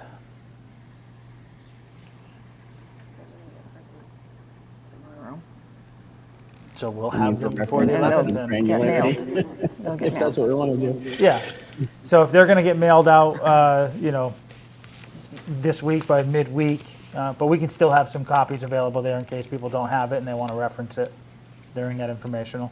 It's a good point. Anything else? Just have a thought on this letter that Jake's gonna put together. I'm not a big fan of paying lawyers, but it's either pay them a little now or pay them a lot later. Seems like it might be your decision, but it might be worth having that looked at so that somebody doesn't say, this letter says we're advocating something. If we have a legal opinion, no, we're not. This is just informational. Seems like it'd be worth a couple $100 to get that thought. But it's up to you. If somebody does appeal and go on and on about that, you'll be paying lawyers a lot of money. Try to get it circulated in the final draft, kind of signed off by the chairs, if you will, this week, and get it over to general counsel. So hopefully we can get any feedback and finalize it by Monday or Tuesday to get it printed for Wednesday night. Thank you. Good point. Anything else related to the informational session? I had sent, Deb and I worked on a presentation, a draft presentation, and I believe she forwarded it to the FinCom, and I just wanted to know if there was any feedback on that. I don't I couldn't catch that, if you could paraphrase.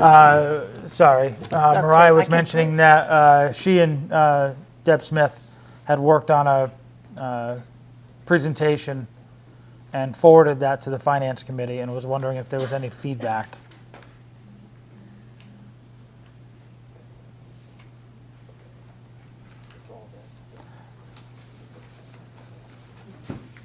Mariah, I apologize. Did you,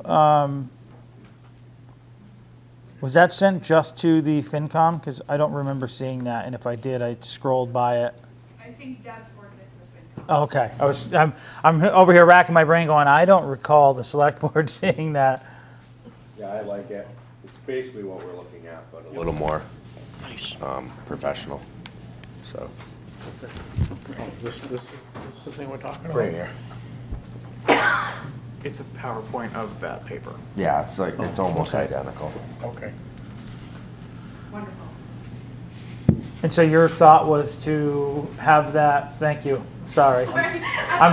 I'm yelling all the way into the back. I just, so we had just talked about something similar. I haven't seen the PowerPoint, so could I take a look at it? Is this something that you wanted to have out on the, running on a screen somewhere, or? So Deb and I just wanted to be ready so that if you all wanted something on the screen as you're talking about things, to make sure that everyone's on the same page, or if you wanted to print it out and have 2 slides per page, then people could reference it. But mostly, we just wanted to have something ready in case that Yeah. was what you wanted. Okay. Thank you. But if there was anything that anyone wanted to add to that you felt like if you wanted to have it up on a screen Sorry, and did you you wanna felt take a like look there at that? was more I to it, wouldn't mind. then that would be helpful. We had also talked about whether it made sense at the info session and at the STM to have a printout of a glossary, since I think a lot of times, you all know what a tax levy is and what the levy limit is and all that, but I think your average person often doesn't know what exactly those mean. I think that should be included. We have that, it's part of our annual town report every year anyway, so it's already on a document. That's a cut and paste. Yeah. Any concerns with creating something like that that would give some background information so people can reference? I do know there'll be some confusion with the whole 2.5 and 2.5 override and what it means, I thought you were restricted to 2.5, but I see without, that you're already up to the 2.63% when we did the percentages. So you might just, be prepared to talk about that. Because some people they don't quite understand the difference. They think, if you do a 2.5 override, you're only overriding 2.5%. Why can you go up to 17%, which is what we're currently projected at? There's been some in-home discussion with that with my spouse. So, I know that it's out there that, people think you can only go up 2.5, and in reality, you can go up to your levy ceiling. But those are things that we should probably be prepared to talk about in case that question arises. I think you captured that beautifully. I can't wait to hear you on the 11th.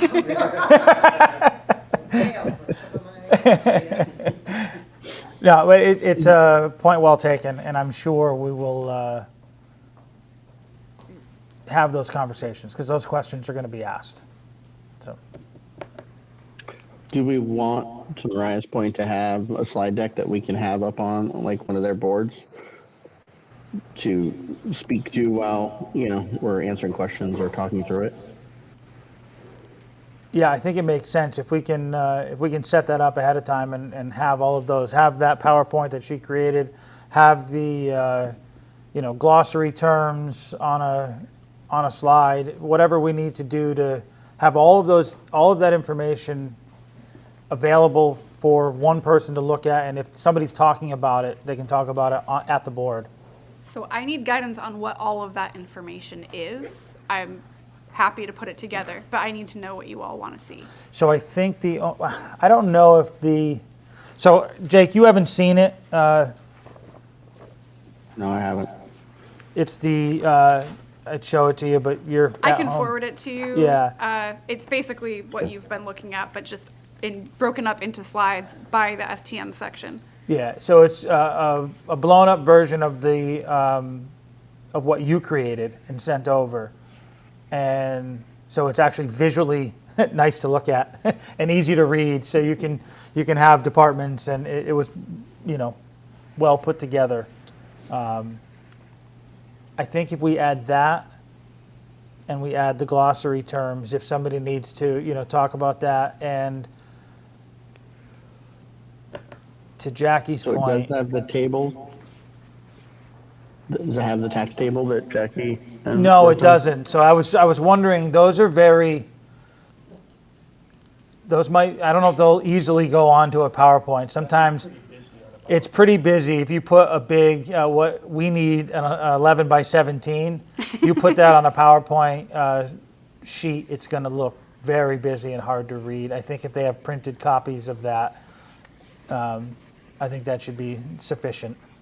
Are there any key points from that or like key numbers from that you want to pull out to have on the PowerPoint? Or does that just make it more confusing? I think you just leave it alone. I think using the packet the way you have it, adding a slide or two about the glossary. So if we have some terms on there that are important to this, to your point about the definition of what a 2.5 is, we're not going to give them the entire, you can't put the entire DLR packet. It's like 80 pages or 90 pages long about all the intricacies of it. I don't know if you've come across like a very succinct, I think the beginning of their packet has like a very paragraph succinct paragraph that yeah. this is what a 2.5 allows us to do as a community. Is there someone who you can appoint to work with me to confirm all of this before the 11th? Great. Okay. Jackie will work with you. All right. And you can reach out as well. I'll work with you as well. Between the three of us, we should be able to pull it together. Okay. I am also recollecting there's a really good explanation about what your levy ceiling is. And I just need to find that where I read it through. It's in one of my materials. And Yeah. we can, use that. It's just a definition and an explanation where you can have your levy, your levy limit, your 2.5. And then there's this other big number for us, which is our levy ceiling, which allows us to do the override. Yeah. So my thought was the PowerPoint doesn't have to be a focal point of utilizing it. I think it's great to have as a tool if somebody's called to answer a question. So for a visual guide as they're answering, to go pull that up, put it on the screen so that everybody can see what they're talking about when we're talking about it. Yeah. But I don't think we have to give a PowerPoint presentation that evening.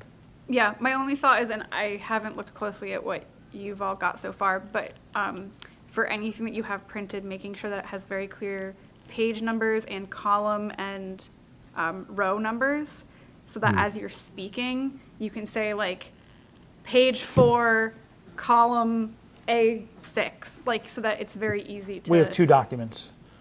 One Okay. is the tax levy proposed increases or projected increases, and one will be a letter from the chairs. Okay. That's the only two documents, so there's not a whole bunch there. Do we want to do a page or two with terms and the levy, understanding 2.5 and levy, that kind of information, whatever's come up with for the slides? Do we want to include that in the handout?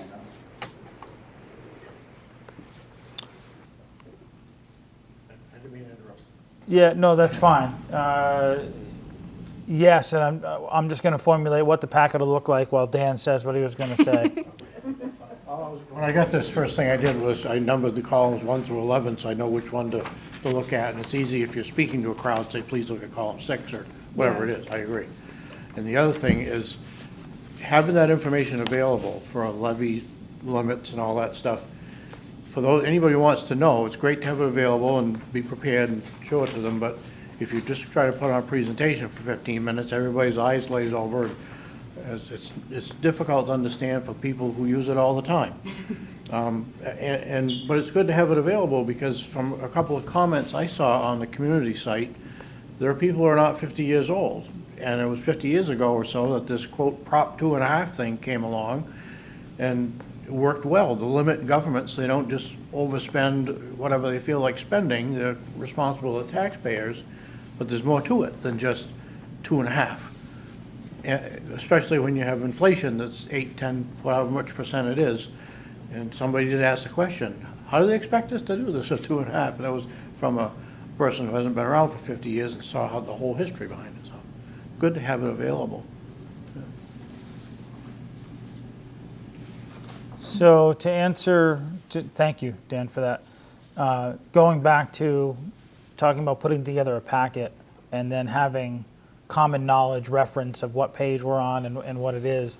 My thought was if the first page is the letter from the chairs that are signed, that's the opening page. The second page can be just a brief info about what is a Prop 2.5 and what are the stipulations from DLR that allow us to do that. Maybe to talk about the levy ceiling in that one.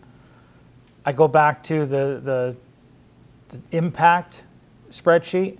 I think if we're putting this as a packet that people just want to pick up and go, instead of doing the big 11 by 17, breaking it back out into two regular 9.5 or 8.5 by 11, whatever that 8.5 by 11, and putting it each one. Put the residential on page 3, commercial page 4, and then page 5 would be your glossary of terms, page 5 and beyond, whatever that is. And I think that's quick reference. Somebody grabs a packet, they see an opening letter from all the chairs, and then all of the information supporting it behind it. People all right with that? Fortunately, 11 by 17 is 2 8.5 side by side, so we can get it on adjoining pages and it will just fold up nicely. You actually might be able to do that. I lay out there around town that way. Yeah, so yeah, if you want to lay it out, if you want to change that layout so that it's on, you know, your alternate page, whether it's your first even and your odd, so you can see it side by side, feel free. Right. There might be some blanks in there, but I think that's fine. We can make it the center when they open it up. Sure. And then Betsy has really good experience with that. Yep. That's perfectly fine. As long, if they're all uniform, it's very easy. When we all have one, they all have one, and we're referencing, we know exactly where it is. That's what I was trying to get to, yeah, just so that it's easy to say, look at this spot here. So when somebody says, go to page 4, Yeah. it's right there. We know what we're talking about when the questions are coming up. So feel free to doctor that lineup however you want to make it user-friendly. That's helpful, thank you. And I can get you the glossary. But just Okay, thanks. Jake, you had something? like an informational cover on it, just similar maybe to the postcard or the sheet that just went out, you know, just kind of a cover page, probably good to give it meaning on the front. Sure. If you do the cover page, that makes it easier to do the spread for the one piece. Yeah, you do the cover, then the letters, and then the very next one is One, and then 2 and 3, and then 4 and 5. Yep. And 6 and 7 Perfect. for that page. I like it. All right. Anything I else on think what I that? heard was those doing the work have creative license to make it pretty. You have liberty feeling. to play with the lineup. Do what you need to do to make it user-friendly. Try to make Thank you levy both limit and for- 2.5 override a fun and pretty thing. All right. I lost my screen there for a second. All right, anything else on the informational before we move on? All right. Mr. McCrory, I apologize. We kept you all evening here. It's all good. Next item. I'm assuming you all want to stay for the last two. We're going to talk about the review of FY25 budget plans and the engineering proposal for Farley Bridge with Wendell. So FY25 budget. Jake, you had sent over a memo. There's no draft plan, but I'll let you speak to, if you would like, some of the proposals you have for this coming budget season on how you want to handle that. Sure, and Ben, capital, it kind of came out of the capital planning discussion at the last capital meeting about calendar, and capital usually starts it in terms of the process. So I know Brian took some notes and didn't have a chance to put it all together on a calendar to look at yet before he left, but some of the ideas that we came up with, and if we want to have some dialogue or any concerns or thoughts tonight, and then obviously when we actually have the draft at the next joint meeting, we can talk about it more. But kicking off in January with our first budget reviews, so budget stuff will be due in December. Obviously, we may need to shift that a little depending on how the override goes, because whatever the results are of that, if they're anything more than no, will impact what our budget looks like going forward. We talked about doing them on the off night from the select board meeting, so doing a joint meeting with all three groups here, but having it with no board business, so that we're not trying to fit it all into one night. Limit it to 2 hours, and try to go through operating and capital for each department at the same time. I know that's been confusing in some of the last cycles when people have wanted to talk about parts of it, because it's all part of what it needs to get done within a department.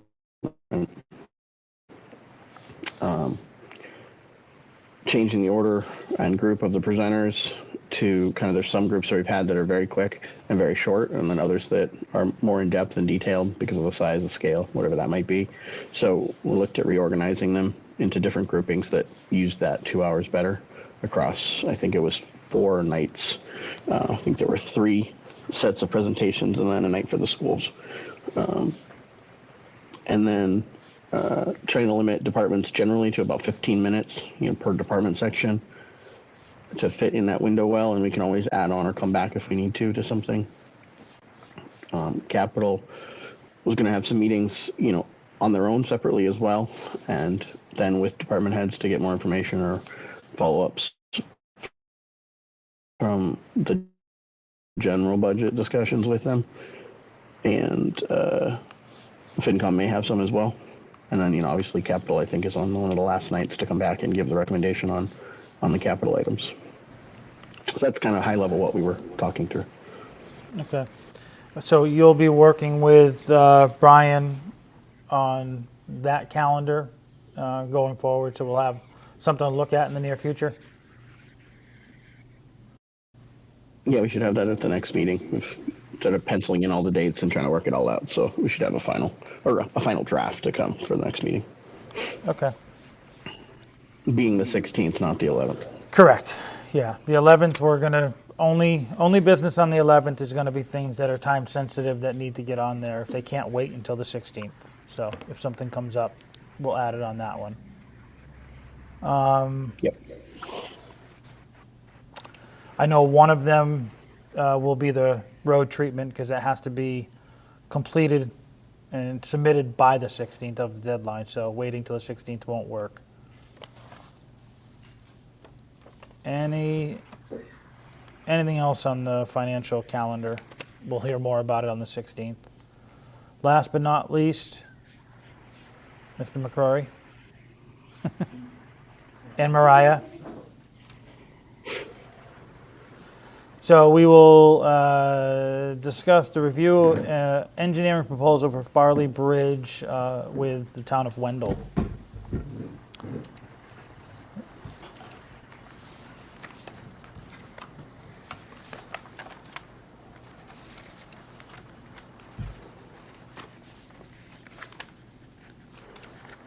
Do you want me to let you know why you're looking at this? Well, I read the memo, so I'll let you give just the high level for those in the audience. So the Farley Bridge, we noticed that there was some issues. Glenn had pointed out that there were some places where the decking wasn't actually attaching to what was beneath it, and that they've been kind of slowly making repairs as they can over time, but that it probably needed some attention. And so we met with some folks from Wendell out there, and we realized that there's kind of a short-term fix that is needed that we can probably get done in the spring, while we already have the road closed for the other work that we've already had planned. But that long-term, there really needs to be a bigger project done there to have it be safe and move forward. And so Wendell offered to get an engineer that they've worked with before, Gill Engineering, to take a look at it, and we all met out there, and then this proposal is what they came up with. For anybody that doesn't know, the Farley Bridge, it's a metal framed with a wood beam substructure, and then a plank structure on top, a wooden structure on top of that. The beamed wood structure that's underneath it is a lot of rot spots in it, so the upper deck is not being able to fasten down into it. Yeah. Which makes it feel pretty funny when you're driving home. Yeah. Feels funny when you walk over it, let alone drive over it. I mean, my initial thought is, it sounds like a perfect time to just gift the entire bridge to Wendell. I say that in jest. And unfortunately, the bridge does nothing for Erving residents. No, and so that's, I understand, and I want to be very, frank about that. When I came up with that thought, it was sort of in jest, but it's also, what purpose does this bridge serve the town of Erving, and why are we co-maintaining a bridge that I don't know if it serves the residents of Erving, but I would love to hear if others, that's a whole different conversation. Right. The immediate need of having to fix something that we currently co-own with another town and have the responsibility of maintaining still exists. And we're not going to change that in the next several months through the winter and into the spring. And I'm not saying we should. So, addressing the immediate need of public safety and having a plan to go forward is still paramount. But long run, we could look at that bridge in a future discussion about what is the purpose and why do we need to own half of that and maintain it. But that's a larger conversation, not one about the fact that it's deteriorating today. And to be clear, this proposal is the long-term proposal. Short-term fix, we think that we can just do it by ordering some lumber and patching it as we can. Well, this long-term is to do a design phase. That's not actual. Right. So there's 30. It's planning for the long-term fix. Right, and so you're talking about spending. I'm assuming that 183 is it's 50-50 ownership. That's what we assume. It's up to you all to negotiate with Wendell however you Yeah. see fit. This would need MassDOT approval. As we know, we're currently going through their bridge approval system, and it is certainly not easy. Okay. I don't know that you all need to make a decision. Yeah, I about was going to this say, tonight. I think that we just needed to it's bring very this to you. preliminary right now, and Yeah. this is a long-term and it's substantial, because the $31,000 for the proposal is one thing, but I'm sure the engineering documents that come out of that for the actual proposal of what to do are not going to be fairly inexpensive. Right, this is a start to a project. Yeah. Right, and then the top wood structure, the planking has been being replaced, repaired for many years. So it's whatever is twisting up or rotting out, they get replaced. And I think just last year alone, I think we probably did like 25 or 30 boards on the top. And Wendell has done some on their side also.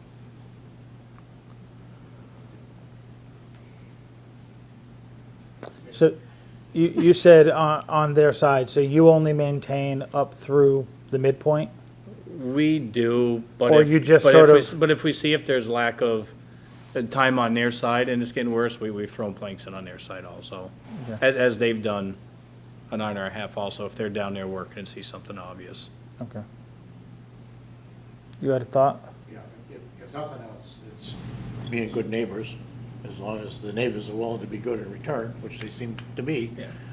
I use the bridge frequently, and I think a lot of people in Irving do.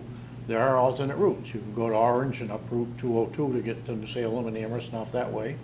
Or you can go from Irving Center or Farley, you could go to Miller's Falls and up through Walnut Hollow Road that way. But it's more, there is a convenience for some people in Irving, as maybe not as much as the people who just live on the other side of the bridge in Wendell, but it is used frequently, I think. Yeah. Even for trucks that don't belong on it. Yeah. It's the same scenario with the other bridge too, right? On Arch Street? We own half that bridge, right? Yeah. And it only maintains one household on the opposite side.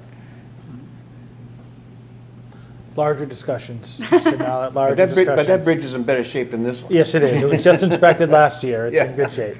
And I will also point out that the MassDOT bridge inspection, the last one we have, did not, it was not like concerning. Like there's no imminent safety issue. Like I don't want anyone at home to hear this and think they're gonna like fall through the bridge. Right. Like there's repairs that need to be done, there's things that need to be addressed, but it's safe. Yeah. I will say that if there's any repairs need to be done under the wooden beam structure underneath the top Lincoln, that is not something either town employees on either Right. side would be able to do. Yeah. The fastening system, the way they did that, a lot of it is from done underneath. So it'd be like one of the crane and, or one of the bridge inspection boom trucks, so they would have to be in there to do that.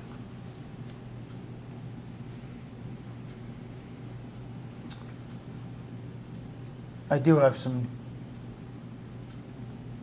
questions, but only because the proposal, we get proposals generally for engineering services that are 50 pages long, and they have all sorts of breakdown about what they're doing.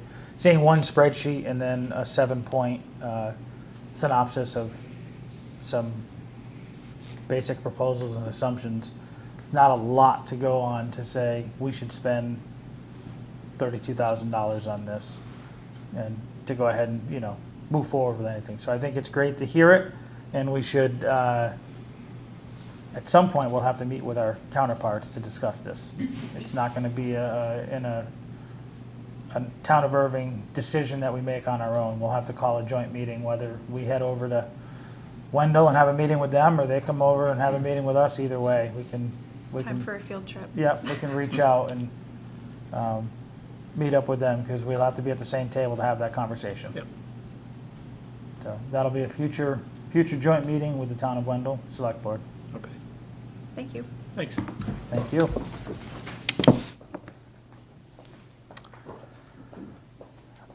I believe that is everything on the agenda. Jake, do you have anything else that may have come up that was not on the agenda that you're aware of? Nothing that we didn't already discuss, but I did just want to circle back to two things. And Ben, maybe you recall, did Capital come to a decision on that $55,000 of projects that are on the STM, and whether or not we would want to move them forward if the override doesn't pass or the 955 deposit doesn't? I just don't recall if we actually did make a decision on our recommendation on that. I thought we wanted to move forward with them, even if it didn't pass. Okay.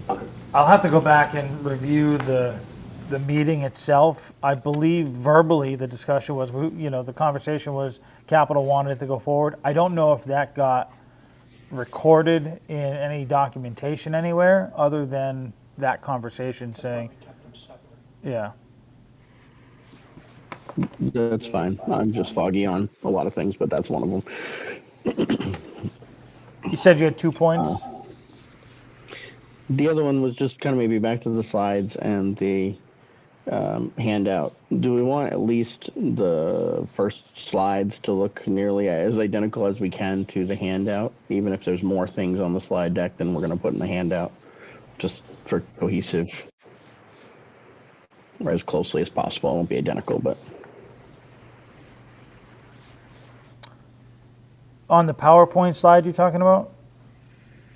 yes. So, yeah, I mean, if you want that, whatever the cover sheet is for the handout that you were talking about, having, a generalized cover sheet about the meeting and the informational meeting and why, the purpose of why we're there. If that's the opening page and that's the one that stays on the screen until we need to access the PowerPoint, sure. Yeah, I'm just thinking that whatever we put in the handout packet, if those are the same first, 1, 2, 3, 4, 5 slides, at least it'll be, easy to reference. If there's additional slides that we have for reference, that's fine, but, at least they can follow along there too, up to that point. So that changes it up a little bit, only because the PowerPoint, the way it was presented, it is blown up to where it takes up, 5, 6, 7 pages? Well, you can print multiple You can slides do on them a on, you page. can do them on a So slide. we could do, I think It's like 7 6 pages. right You now can or do- whatever, so like you can do front and back 2 on each one. It would only be 2 pages for 8 slides. Yeah. I'm not suggesting we print the slides and those are the handout necessarily. We could do a handout that's, presented slightly different. And if it's 2 slides for the tax tables, for example, because it's 2 pages in the packet or, however, a little bit of that, but just kind of similar, progression. So they're cohesive is all I was thinking, as much as it can be. I'm trying to wrap my head around whether or not you're trying to have one document that people pick up when they walk in, and it's inclusive of the items that we already talked about, but also adding in this PowerPoint that was presented through FinCom as part of that one package that somebody comes in and grabs, or do you want 2 of them? And they grab the PowerPoint, the printed out version, so that they can follow along from the seat if they can't see the screen well. And they also grab the other packet that we had already talked about that has the letter, the tax levy changes, the descriptions. So do it as 2 packets. Grab one of each when you come in. No, I see your confusion. The handout that we discussed, which was a cover sheet and a glossary, some information about what levy and override, and the the estimated tax tables, that being the first 5, 6, 7 slides, and then having the detailed information behind that as later slides that are just in the slideshow and in the boards and committees handouts, not in the public handout. All right. So not changing what we were discussing having for the public, but having those as closely resembling the handout as possible as the first slides in the slideshow before the additional information. And I do have the slideshow now in front of me, so I'm following. Okay. I guess that makes sense make now. sense? See, yeah, you want to open up the slideshow with a cover page, and then the page 2 would be the letter from the chairs, just like we talked about. And then the stuff that was the blown up version that has the more finite line by line to be subsequent, whether that starts on page 7, 8, 9, 10. It's all there on one PowerPoint, putting our packet first and then this one behind it as supporting. And the stuff that's not in the would not be in the handout. That's after the handout slides, if you will. I can do that, as long as you don't care too much about the formatting, because we're going to be going from vertical to horizontal. Yeah, I was going to say That's fine. Okay, Reasonably close. It doesn't have to be perfect. okay. if you're good with that. You still got, you still have, leniency to, It's Artistic manageable. license. yes, build it how you We'll want. make but- it work. Yes. Okay. Okay. Thank you. Anything else, Jake? No, that's all I know at the moment. Anything from you? I have Anything else nothing that came to up that's say. related to this for the 11th? All right. Then our next meeting will be the informational on the 11th, and the select board will be doing a meeting following that on the 16th. Is there a motion to adjourn? So moved. Is that a joint meeting? On the 16th? 16th? Are you all available if we're talking budget calendar, et cetera? I don't think we had it as one. Are you requesting that it's one? Oh, because we're going to go over there's a potential to talk about FY25 budget cycle and what that might look like and have a calendar. So if you're all available, we'll post it as one if you're all available and you can make it. Maybe I may have to either be remote or be absent, I'm not sure. Okay. Okay. Thank you. All right. So prior to posting, just let Yeah, I'll confirm it with them. let Jake know before he has it posted. You can just shoot him a message whether or not you can attend, and if he has a quorum, then he'll post it as a joint. I don't know if there was a motion to adjourn, but I'll make a motion to adjourn. Is there a second? I will second. All those in favor? Aye. Thank you all. Have a great evening. See you on the 11th.